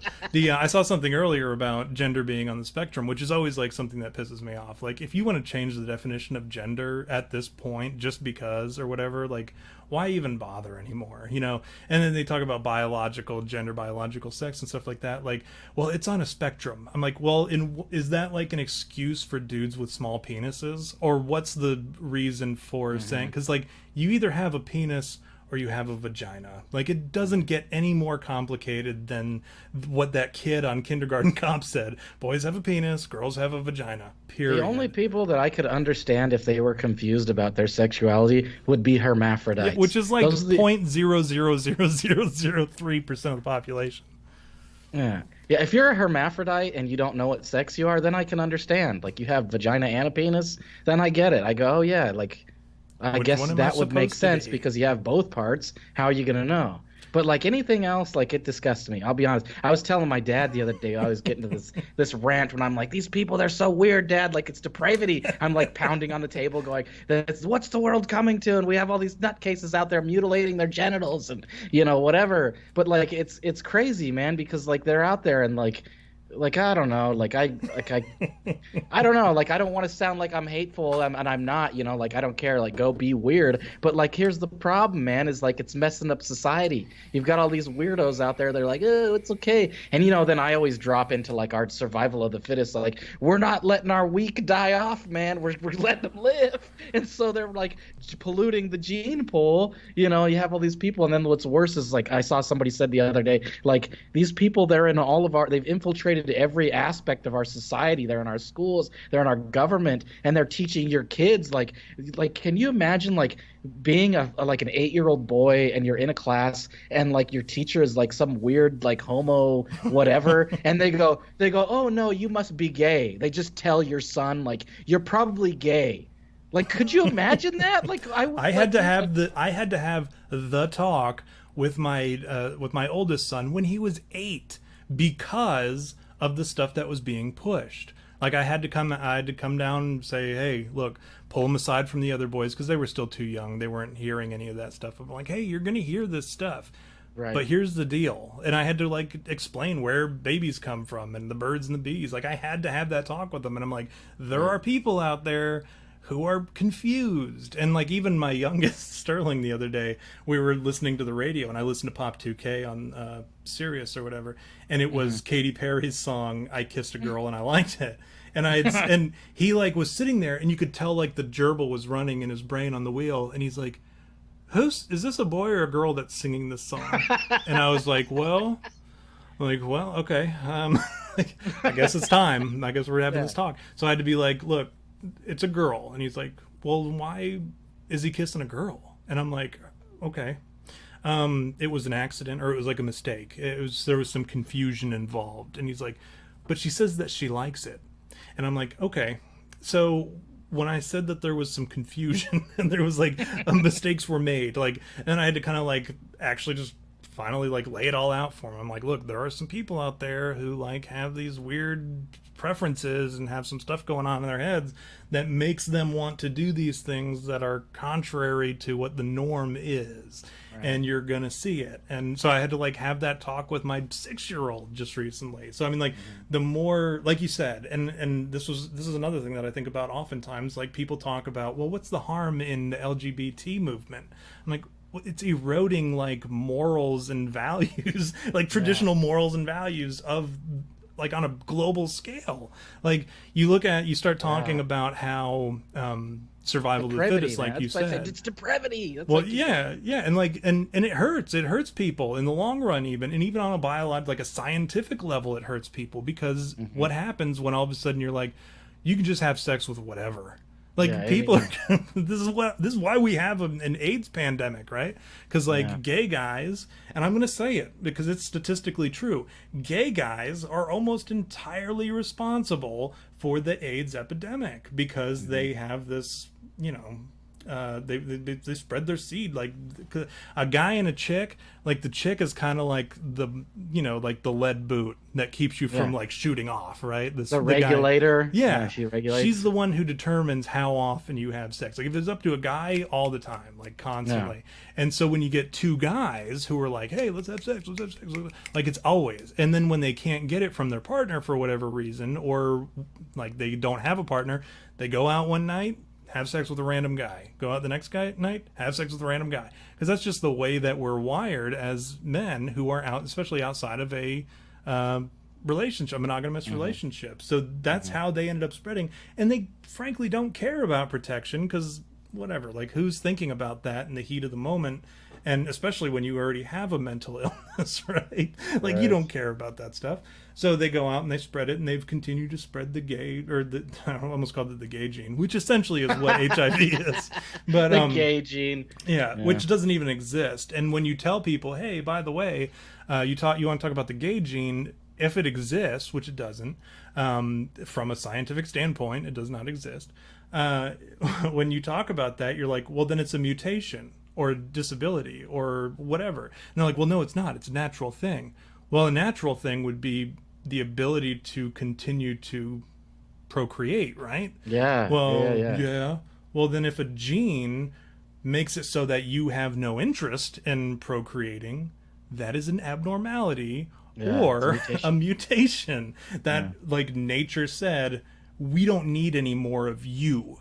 Like, and you should take that as a personal, like, you should take that as a challenge and be like, no, I'm not going to let nature tell me that I can't procreate. I'm going to go out and I'm going to have sex with a woman, you know, and that should be your thing. And same thing with women, especially like gay women or lesbians or whatever. They want to not procreate. Well, guess what? Like, you're biologically created, and you have an internal clock that's going to say, hey, I need to give birth. And it goes against the natural order, and this LGBTP thing is hurting that. So if you are continuing to, like, push this agenda of, like, this is normal, first of all, you're wrong, and second of all, you're doing more damage, because it's not normal, not because, like, any other reason. It's just, it's not normal. And you're doing more damage by saying, well, it is normal. You're basically saying the earth is flat, right? Like, that's essentially what LGBT people are doing, is they're saying the earth is flat. I'm going to ignore all the science. I'm going to ignore everything.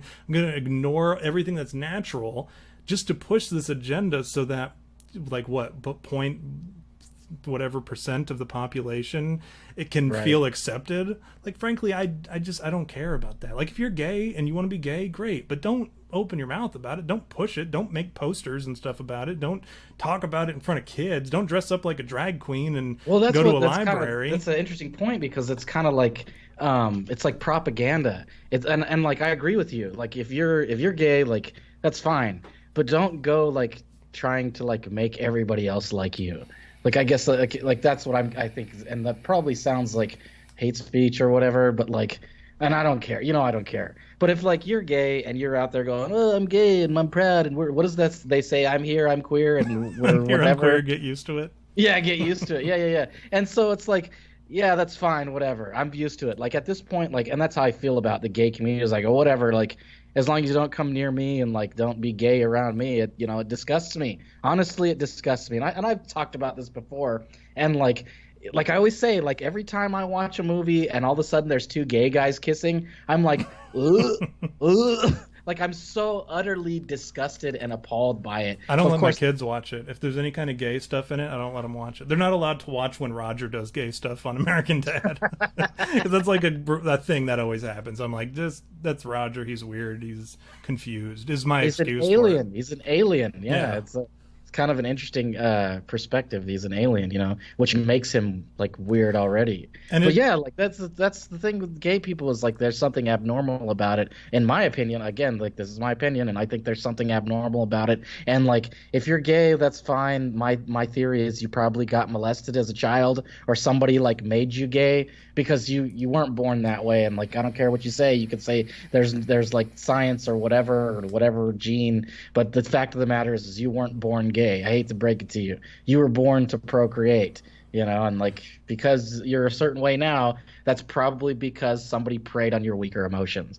And that's my logic, and like it's probably can be refuted by whoever, but I'll stand by it to the end. And it's funny too, like I've met some gay people when I was in college, and I always thought, like, when I met them, I thought this dude was raped as a kid. He had to be. Like I knew this guy, I can't remember what his name is, but he was like overtly gay, like super flamboyant, like the gay, which makes it even more funny because gay people are funny, like the way they talk. Like, why do you need to talk? Why do you feel like you need to talk different because you're gay? Like that to me is hilarious. Like you gotta sound more gay now or whatever. But I think it's funny because welcome to the chat, James. Yeah, James. Yeah, thank you. I think it's funny because like meeting that guy, like right away, I was like, this guy, he had to have been molested as a kid. Like, look at him. Like, look at this guy. And it's funny, like, and I always say this, we always talk about this, is like your judgment on people, like everybody tells you, like, don't jump to conclusions and don't judge people. But I think that's a natural thing that we're actually pretty good at. Like, you could probably judge somebody based, and we're compelled by propensity. I always say this, we're compelled by propensity. So people, we have stereotypes for a reason, because people are a specific way because they're that way based on their culture or their subculture or whatever. It's like we always say, you can look at a goth girl and go, oh, she probably listens to Nine Inch Nails. There's a good chance. There's a high percentage that she likes what's that band Rammstein? You can look at people based on their qualities and kind of assume that. And it's the same goes for like sexual orientation. You know what I mean? You see a gay guy, you go, well, he was probably molested as a child. And then it's relevant here this week, that whole Christy Alia thing. And I'm probably pronouncing his name wrong, but there was a comment like when it was found out that he was a pedophile. There's nothing funny about that. It's funny that he is one because somebody had made the comment saying it's always the first person you think or whatever. Like if you look at this dude Chris D'Elia, is that how you pronounce it? Yeah, D'Elia, yeah. Yeah, if you look at him and you think that's a normal guy, that's an upstanding citizen, I bet you he donates to charity. Like if you don't look at him and you see that. You look at him and you go, that's a greasy pedophile. Like if I've ever seen one. And come to find out, he is a greasy pedophile. So it's like, and like it's even more hilarious because like he was cast as that in multiple TV shows. In Workaholics, he was cast as a pedophile, the Bieber Hole 69, and then in that other show that he's in, he's cast as this dude that stalks a 15-year-old girl. So somebody else goes, yeah, you absolutely fit the description of a pedophile. Multiple people thought that, obviously, because he's several times been cast as that guy. And the thing is, he does a good job as a pedophile, right? Like when he's on Workaholics, he's like, that's pretty tight, but I had some pretty tight plans earlier today. I was going to go see, like he looks and acts like you would expect a pedophile to look and act like, without being like overly flamboyant about it and being like clearly just screaming pedophile, but he looks like how you would expect a pedophile to look like. So he's just acting like himself. And that's why the thing that I had said was, remember that episode of Workaholics where Christy Alia played Christy Alia? Yeah, yeah. I think I should add one caveat to my rant though that there are because I noticed Lons Fargo. I don't know, a Frago. That's the new person. I don't know who that is. They said nobody looks at me and says, "Oh, she looks like she likes Rammstein." I should add the caveat to my rant that there are anomalies, and I love using this word because I consider myself an anomaly where we don't fit that description. Like I'm actually Mexican. You but look like a people... pedophile, but you're not one for real. Like, guys, come on, I'm not a Yeah, pedophile. exactly, exactly. No, but like I'm Mexican, but like you wouldn't right away go, oh, that's Beaner. He probably speaks Spanish. He probably eats burritos or whatever. You'd look at me and go, oh, that's just a white dude. You'd think I was a white guy. And like there are people out there that they don't fit that description or that stereotype, and they're anomalies, and that's because they don't subscribe to those what do you call it? The norms, I guess you could say. Like I always talk about how sexy these young black Republican women are, and it's because they don't have that need to fit that mold that they've been stereotyped as. Like they don't subscribe to that. Like I'm black, so I have to listen to rap music and I have to blah blah blah blah blah. And so they're outside of that norm. Just like myself, like I'm not like most Mexican people. You know, I don't speak Spanish. I can't speak a lick of Spanish. You know, in fact, I speak more Japanese than I speak anything. And and it's because I think to be a little profound and to wax philosophical, I think it's because these types of people have figured out how to become true to themselves and to be who they really are in spite of how people judge them or see how they are based on their personality or whatever. They're the people that go, I don't give a fuck what you think. I like what I like, and that's how I'm going to be. And let's hope that is not touching young boys or girls. Yeah, ideally it wouldn't be. Yeah, the Lons Frago, and I'm probably pronouncing her net handle wrong, but she's a friend on Twitter. She does some like Cthulhu tabletop game stuff. She does a lot of art. She's actually pretty cool. I don't cool. Off the top of my head, I don't remember what her @ is. If you want to share it, you can in the chat. Yeah, be sure to add Tom if you haven't. Yeah, and yeah, but she does like some cool art and stuff. But I think how I ended up like meeting her was because probably Fetusberry. He tags me randomly in like occult stuff or whatever, so I can like talk about it. And I think she was talking about dolls that were possessed with rocks in their head. Like you put rocks in a doll's head, and in order to keep them from like wandering off or something like that, like possessed dolls. It's like some interesting folklore that I'd never heard of, and I was like, I'd love to hear more about it because dolls are absolute. I think dolls. To get back to our paranormal roots, I think the reason why dolls are often more likely to be possessed or assumed to be possessed even is just because they're so human-like, and the goal of a demon is to... So there's a number of reasons. They're so human-like that demons ultimately want to inhabit a human. Sometimes this is like their pit stop, right? Like on their way.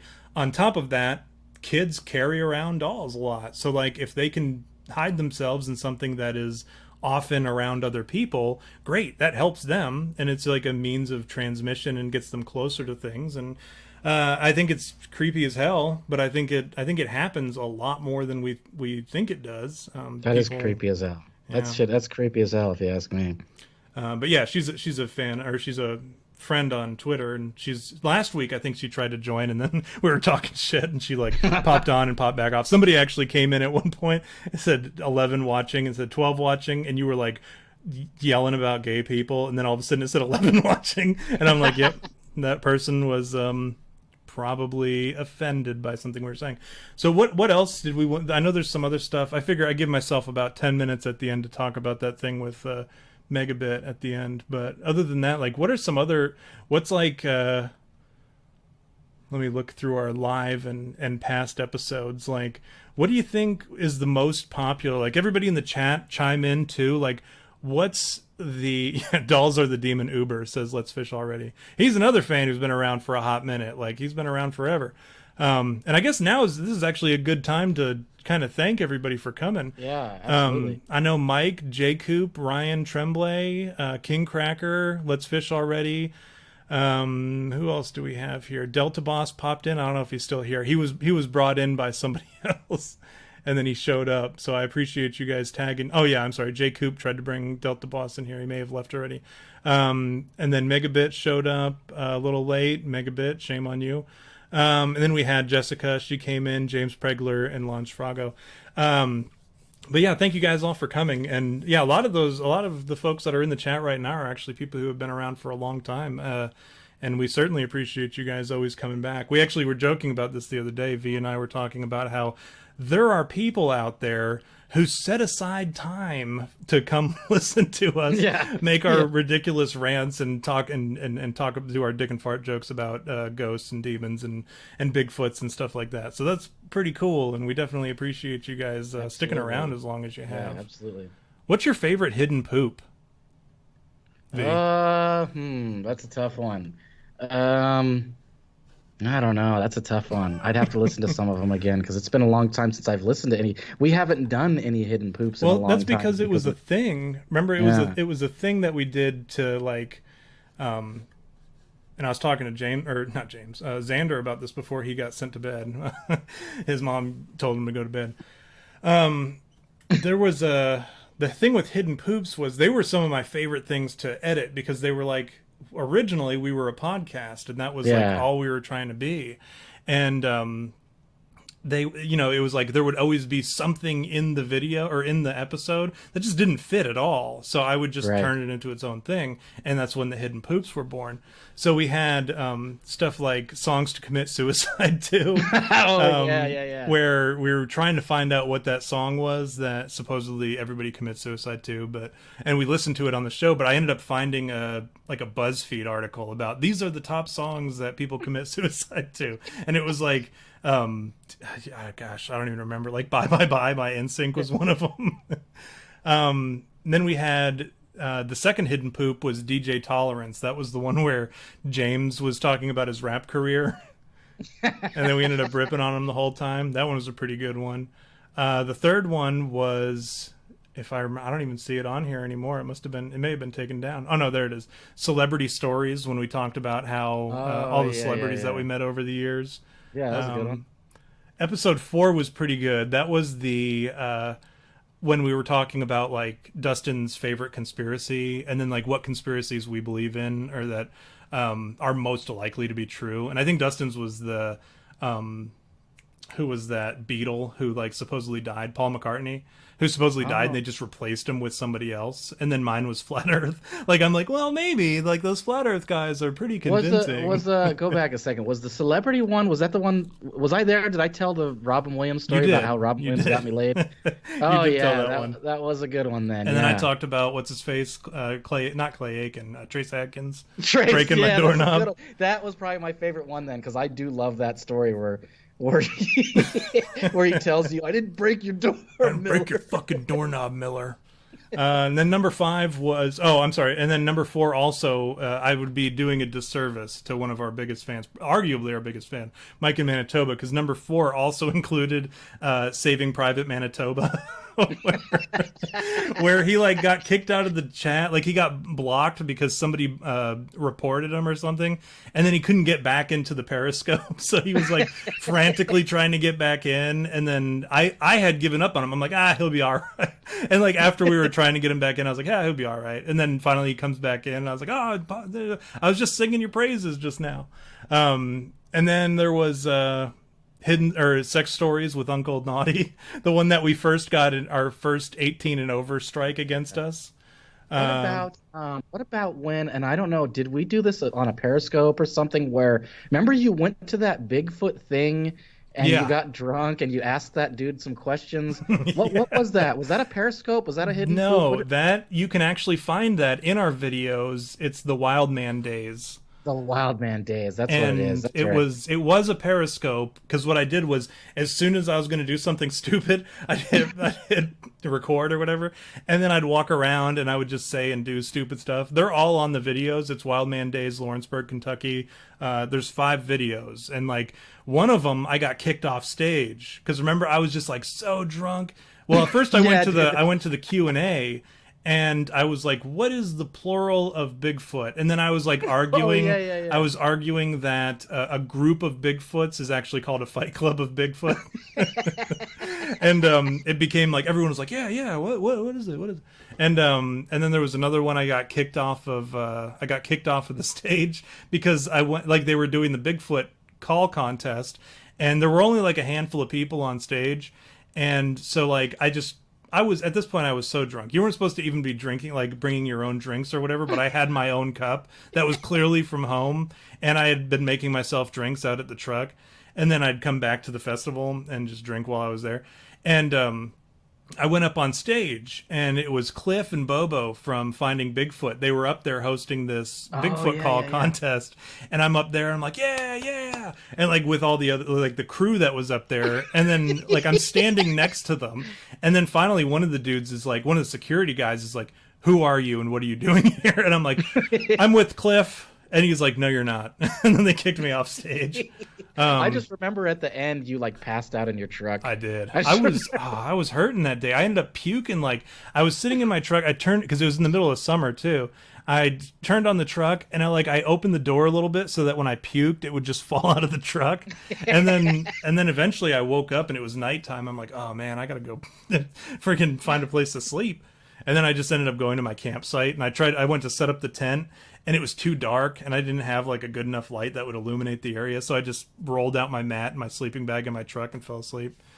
Yeah, that was a good time. That was a pretty good one. And then we had that hidden poop, the one where it was like we were talking about that chick who committed suicide or whatever, and because we were talking about the removed head, like does your head survive or whatever, and I'm like, we can't have that. We can't even release the hidden poop of this one because it's so offensive. Like it's so. But then we ended up releasing it not too long ago. Like it was like whatever. Because then I changed it to like I didn't record, or like we screwed up and we ended up saying her name live or in the recording. So I had to like edit it out, and instead I had it say John Cena every time I accidentally said her name. Any other good ones? What's in the chat? Let's hear from the guys and gals in the chat. What topic do you like hearing most about? Whether it be cryptids, like ghost paranormal, like ghosts and demons, aliens, or conspiracies. Like, what are the ones that you like to hear the most about? Because maybe we can try to work some of those. It's been a long time since we've done an aliens episode, since like episode 13. No, well, I guess we kind of talked about it a little bit on Skinwalkers, but like Roswell was like episode 13. Kind of talked about Chupacabra. Megabit says the last one is my favorite. Are you talking about the Melvin Gibson Stein? Yeah, that one was pretty good. These hooker encounters. That's what people want to hear about. That's what I wanted to hear about on that one episode where like at a certain point we just stopped and I'm like, can we just talk about your visiting the prostitutes? Can you like level with us and tell us, some of us who have never been, can you talk a little bit about that? Like that was like half the episode. That was a good episode. That was enjoyable. Yeah, but aliens, I think we need to get back to that at least like every once in a while, especially since like those were the topics we were supposed to be talking about. Aliens, ghosts, cryptids, and then occasionally like conspiracy stuff. But then it ended up like being the opposite. We've been doing so much conspiracy lately because there's so much conspiracy right now. The Chaz, poor Chaz, and rest in peace. Oh, you know what? I poured myself a shot earlier because I brought down my daiquiri, but then I didn't have anything after that. So I'm like, I've been sitting here like thirsty, like licking my lips, trying to generate some spit or whatever. I'm gonna have to take this shot. So to Chaz, shall we? All right. To Chaz Chop. Fuck Chaz. And their dumbass name. You know they changed it to Chop, right? Because it was Capitol Hill Autonomous Zone, and then they realized that they were not autonomous at all. Like whoever pitched the word autonomous for their title either didn't know what it was or had high expectations for the group. So they called it the Autonomous Zone. They changed it to the Occupied Protest. So it became CHOP, the Capitol Hill Occupied Protest, so that they could no longer be made fun of for not being an autonomous zone. Yeah, that Melvin Gibsonstein, that one cracks me up too, just because of the. I mean, we didn't really talk about him. I guess we talked a little bit about adrenochrome, but like just the title alone, it cracks me up because I think like that episode was built around that title, and like we wanted to use that as a title, and then it ended up being like, let's talk about how Mel Gibson, because he's in the news again for being racist and anti-Semitic. Yeah, I saw that. And he said something. He said, speaking to the gays, he had made a comment, and that's Winona Ryder brought it up. She's like, she alleges. Now this is Winona Ryder, known kleptomaniac, shoplifter. Who works with only exclusively with Johnny Depp, who is also kind of a weirdo. So I don't necessarily believe her, but at the same time, like the things she said, I'm like, I could see Mel Gibson saying that. Like, she went up and she went to visit her friend who was smoking a cigar with Mel Gibson, and then Mel Gibson said, "Which one of these people are gay? I'm not going to get AIDS, am I?" Like that was one thing he said. And then he also said, "Wait, are you Jewish? Are you an oven dodger?" Like that was the other thing that he said. So like these are things that I can hear Mel Gibson saying. I'm like, yeah, but at the same time, like his movie's coming out, so naturally people are going to be coming out of the woodwork with, if this were true, which I don't think it is, and I'll tell you why didn't she say something any of the other times that Mel Gibson was under the microscope for being a racist anti-Semite, right? Like that, literally any other time would have been fine to bring that sort of stuff up. But as soon as his movie's about to release, this chick with an axe to grind all of a sudden is like, who's no longer even relevant in Hollywood, because let's be honest, when's the last time you really thought about Winona Ryder? She comes out saying, "Oh, this one time Mel Gibson called me an oven dodger," which is believable, but come on, like, because it's her and because of the timing, like, I sincerely doubt he said that thing that time. And if he did, it wasn't in front of her. It was something she heard third hand, and she's just trying to regain some kind of relevance in Hollywood. Mm-hmm. So fuck Winona Ryder. Like, I used to think she was kind of a babe, right? Like when we were young, right? Same thing with Alyssa Milano. Like all these chicks that were like kind of smoking hot when you were younger, and even like up until a few years ago, and then all of a sudden they shave their head or dye them blue, or end up like coming out and becoming this political activist. Like, I don't give a shit what you think, Winona Ryder or Alyssa Milano. The only reason I cared about you and even know your name is because you're a dancing monkey. I throw money at you and you dance around to an accordion that some guy's playing on the side of the road. That's all you are. You're a paid actor, actress. Like, I don't care about what's going on inside your head, because frankly, your profession is to be a professional liar, right? That's what an actor is. You have to be a really good liar to be an actor. And these professional liars are coming out like, "Hey, you need to pay attention to the things that I say." And you're like, why? Because you are a professional liar. I recognize you as being good at being a phony. Why would I listen to anything you yourself in real life have to say after seeing you accept an award for being a professional liar, right? Like, go fuck yourself is my response to like any actor who comes out into the political activism field. And I get that you are trying to just take your platform and do something with it, but fuck off, for goodness sakes. Like, I'm done listening to actors. Let me talk about Megabit, because I have a funny story about Megabit that I need to come clean about, all right, on the air. And I'm going to turn it into a lesson about values and morals, okay? All right.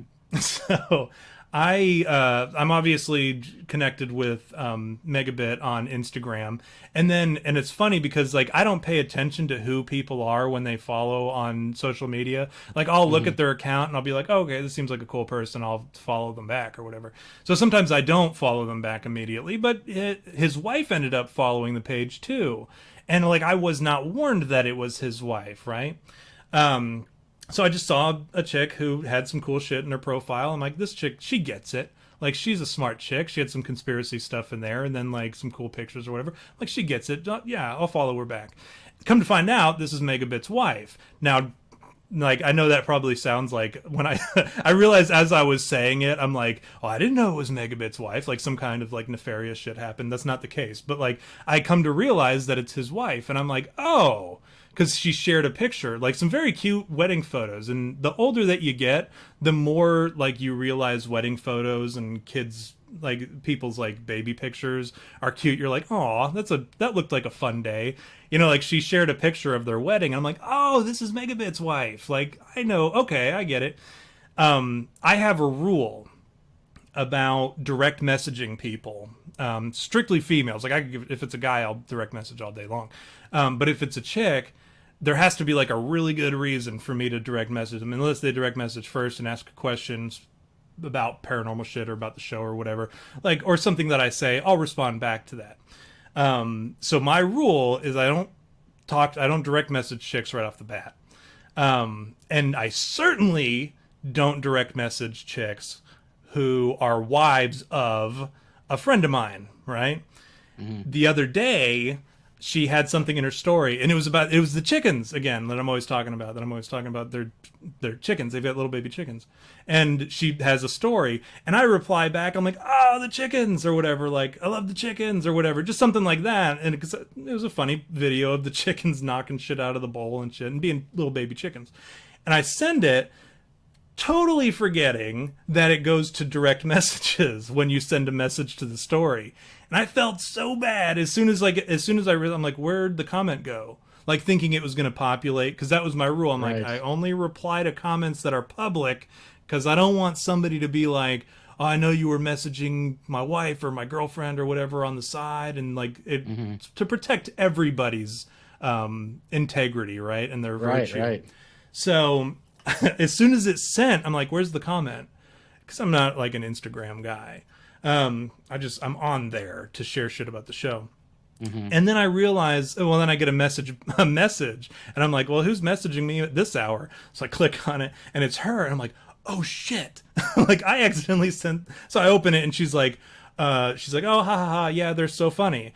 And then I'm like, tell Jim that I did not mean to message you in a direct message. I don't want him to fucking freak out. Because, like, and then I felt so bad about it. Like, after that, I'm like, I need to, like, please tell him that it was not intentional. I did not mean to message you privately. Like, so I'm coming clean, and see, here he is. He's doing the fist and the angry face. So, but yeah, you're such a piece I know, of shit, I felt so bad about it all week, because this happened like right after the last episode. So I've had it on my mind this whole week. But I told her, I'm like, listen, tell Jim it was an accident and not to be mad, because, you know, like, this is not my thing. I don't do this. And then, but that leads me to this point. This has been a rule of mine for a long time. Like, if on Facebook too, right? You get a friend request from a friend's wife. What do you do with it? Right? Like, even if you know that person and they're like a mutual friend or what, you know, like, you know them from outside of Facebook. Like, for instance, I'll just go ahead and I'll come clean with the name. Is my friend Cody. Like, his wife, this is years ago. She went to add me on Facebook, and I'm like, well, you know, like, we all went to T-ball games together, and like, she was a friend of Leslie's and everything. But I'm like, oh, nope. I'm like, let me call Cody real quick. Let me run it by him. And I text him, you know, I'm like, hey, your wife, you know, she went to add me on Facebook, wanted to run it by you before I accepted it. I think it's appropriate to do that, right? Like, am I being overly cautious? No, I agree. That's a decent thing to do. You're a better man than I am, man. I'm not good at stuff like that. Of course, I've had like plenty of affairs, so like, or I've been the other man. We call it Sancho in the Hispanic culture. Sancho, it means like the other man. I've been the other man many times, so I'm not really good at noticing that. And for like a long time, it was like, I don't know. I think when I like hit my early 30s, I was like the ideal thing for like women who weren't happy with their marriages. Like, I was like that, you know, like, so for some reason I attracted them more than anything. But I find that admirable. I find it respectable that you do that, because I would never like think to do that. Like, I would never think, well, he's my buddy or whatever. To me, I just assume, oh, they added me because they want another number on their friends list. Right. You know, not because they want to get to know me or there's anything immoral or anything, which it like, again, like I said, it's admirable that you do think that way. And I think I think, yeah, dude, that's respectable. I would just go whatever. I don't know. I'd never talk to him. I'd just click yes and then never talk to him. You know what I mean? Then it wouldn't mean anything. But the fact that you have you have to like go no no no no, like you don't want that inference. So where somebody goes, what are you talking to my wife for, man? Right. And here's the thing too. It's like I could care less what people think about me, largely like on an internet level, right? Like I don't care what people think. And like Megabit and I are not like close personal friends that we'd hang out on the weekends and barbecue and like we goof off or whatever. Like he's a friend of the show. Like he's been around since the beginning. And like I was more worried about his family, because if he like was pissed off at me or whatever, that would be like, I'd be like, well, I had it coming. Like that would be a bummer. I'd hate to lose him as a fan of the show, and like I'd hate to lose him as somebody I converse with, because that's the thing too, is he and I talk like off the air or whatever all the time now. Like it would suck, but at the same time I'd be like, I had it coming, you know, like I deserved that. I was more worried about like him and his wife, because like I said, like I look at their, like she posts their wedding pictures and stuff, and I'm like, this is like a really fucking cute wedding ceremony. Like it's very like, I don't want to like give away all of his like personal information, but I'm like very like appropriate or whatever and traditional, and like it was a beautiful ceremony, and I'm like, damn, this is really cute. And like they are such a cute couple. I posted that one time that she was sharing pictures of them. I'm like, you guys give me hope. Like you guys are like the cutest couple I've ever seen, shit. Like, and then I turned into like softy smushy Tom or whatever, where I'm like big softy or whatever. I'm like, you guys are just like the cutest couple ever. Like what an adorable couple. And then like I'm more worried about them than I am of like his opinion of me, because I can deal with him being pissed at me. More worried about what he's going to think about like me messaging her. And that's what it comes down to too, with like protecting the integrity of others on top of your own. So like imagine if you had somebody's wife in a lock, or like a room with a shut door. Like that's pretty inappropriate if it's just you two. I mean, that's just something that you avoid. I don't have to imagine though. Right. Well, yeah. Like you know what's going on behind that door. So imagine like, and you gave this example last week, I believe, of like, what if you came home and your wife was shacking up with some other dude? Like you'd be furious. And that's like the sort of things that you as a man, as soon as you know that your wife is in a room with somebody else, just alone with a closed door, like the things that you assume are pretty upsetting. And like, and you got to be careful with that. To interrupt you, but no, please. I want to go further on that, because I agree with you. Like, don't get me wrong. Like, I've been involved in affairs, and I'm a reprobate, and like I've had like horrible relationships. I've never had good relationships. But at the same time, when I'm in a committed relationship, I do commit and I don't cheat. I've never cheated on a girl before. I've cheated with girls, but I've never cheated on a girl. And like I remember I was with this girl for a long time, Rita. I don't know if you remember when I was in Taiwan, I was with that girl Rita for a long time. Remember Rita, right? Yep. So anyways, we had this long conversation one time about like trust and like what would you consider cheating.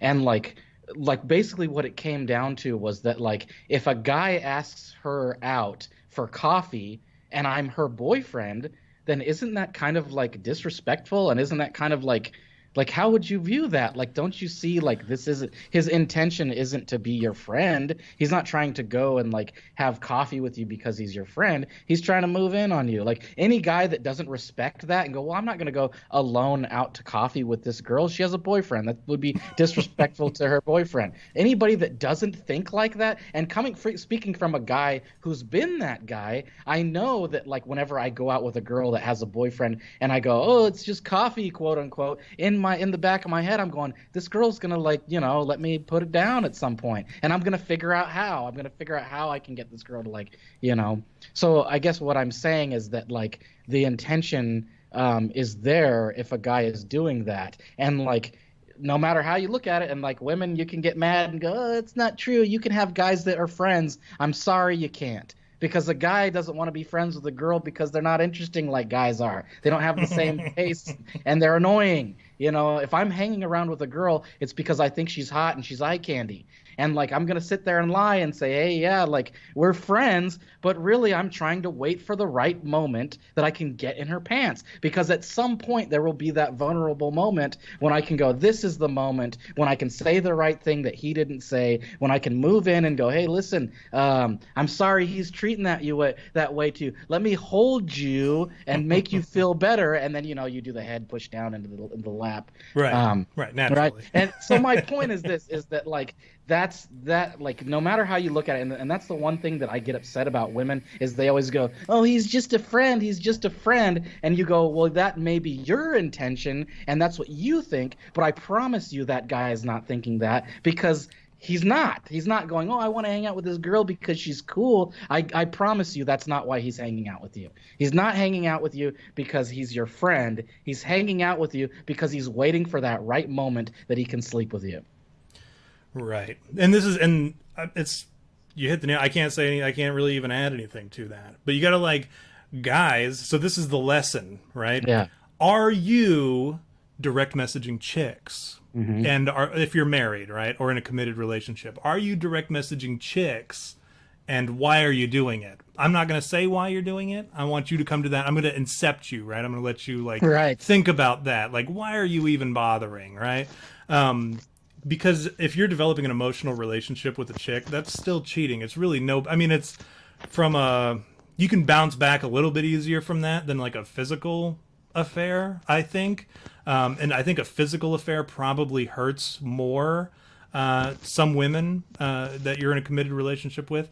But I think an emotional relationship at the same time is still, like, you are basically cheating at this point, right? Like, if you're starting to develop feelings for this person, you're, if not actually full-blown cheating, like, you are treading a line, and you're having to justify that to yourself, like, no, I'm not cheating. She's just a friend. She's just, and you're doing the same thing, right? And at the same, so if you're doing that, think about why you're doing that. Mm-hmm. And are you comfortable messaging your friends' wives or spouses, even like if it's like, even if they, like, your friend knows that you are friends with them on this social media, like, are you talking to them in a way that's inappropriate? Like, anything that you say, would you feel comfortable with your friend reading that? Think about that. Like, I think about, because my friend Gil and Jessica, she was on the show recently. She and I occasionally chat because, like, things will come up when we're both shit posting on something on Facebook or whatever, and, like, we'll message one another and be like, hey, check out this link, or hey, I can't believe that guy said this. But, like, anything I say to her is obviously something that I would be comfortable saying in front of her boyfriend, right? Mm-hmm. So if the things that you're saying to your friend's spouse are things that you wouldn't feel comfortable with them reading, maybe think about that a little bit more. But those are some things that I wanted to leave you guys with. And, if that doesn't sort of this is the conservative part of the episode where we talk about values and morals or whatever. Like, these are things that you should think about, and I hope that they do resonate with you, and I hope that you can think a little bit on that over the coming week and maybe reflect on some of the decisions you've made in the past. It's not too late to make amends and stop doing what you're doing if you feel like they apply to this conversation. Think about it and maybe make some changes for the better, because, the world is ending, and it's time to atone and make right with God and all that. Find a friend in Jesus and that sort of stuff. So now's the time to look back on some of your bad decisions and indiscretions and, make right the things that you've done that are wrong. V, did you have anything else that you wanted to add to this episode before we close out? I just want to thank everybody and you guys especially that have been with us since the beginning. As we're at our 50th episode, I just want you guys to know I really do appreciate your commitment to our show and, like, showing up at the right time to listen to our live stream. Those of you who don't get to catch it live, I appreciate you listening too. I know it's not always, doesn't always work. I know we have some of those UK fans out there that they can't catch the live version. But I do really appreciate it, and I actually had commented on last week's episode because I was moved. I was, like, moved by how far we've come, and, like, we had that Rob on the show, right? Rob, was that his name? Rob? And I Plasma was Rob, yeah. Yeah, and I was so like I enjoyed it so much because he has this like a similar mind, like kindred spirits, like I like to say, is like the guy was smart, and although we didn't agree on a lot of things, we were able to have like a really intellectual discussion, and I enjoyed that. And after the show, I kind of really felt moved by that. Like, man, like here we have this show, and like we don't get out to a lot of people, but we have a platform. And like thinking about that, it makes it our duty to like, give everybody those like what we just did, like that little bit of what you call moral values, like that kind of stuff, and go, hey, we're reprobates and we're assholes sometimes, but deep down this is what we really feel, and sometimes we joke around and we act like we're a certain way, and this is how it really is. And I think it's our responsibility to be able to do that, and I appreciate you guys for staying and listening and hearing us joke around, and I guess that's it. That's all I got. What a wild and crazy ride this has been these last 50 episodes, right? Yeah. That's our after school special moment or whatever. Yeah. No, yeah, V, you knocked it out of the park. That was, I mean, we love you guys and we thank you guys for always tuning in and, buy our merch.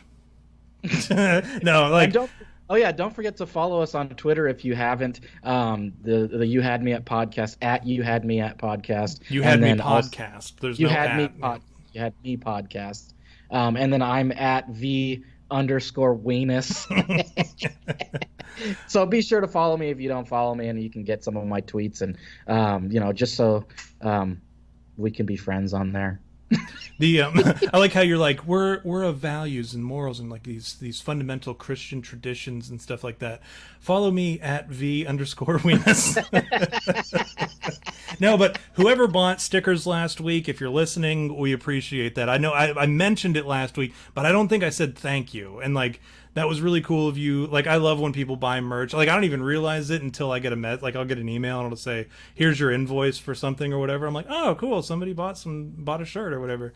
I don't always realize it. If you buy something, let me know. Hey, I bought such and such. You can direct message us or whatever, and I'll, of course, I'll sit there and I'll suck your dick in the direct messages. I'll be like, "Oh man, I love you guys. You guys are the best," because I do. I think it's awesome that you guys are buying our stuff, and like the more like I don't really necessarily care about the money. Like I'm like, you guys like us enough to buy shit with our logo on it and buy like our like the shirts with like the Slender Man or the the dicks or whatever, or the logo, or like that's awesome to me. Like that's it means a lot to us, and like V said, it goes a long way. And we talk about you guys like all the time off the air, believe it or not.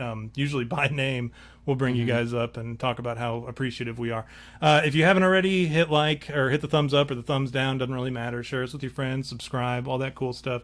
And we'll see you next week for episode 57, probably, since this wasn't even 50, but we're pretending it is. But we'll see you next week, and all that cool stuff.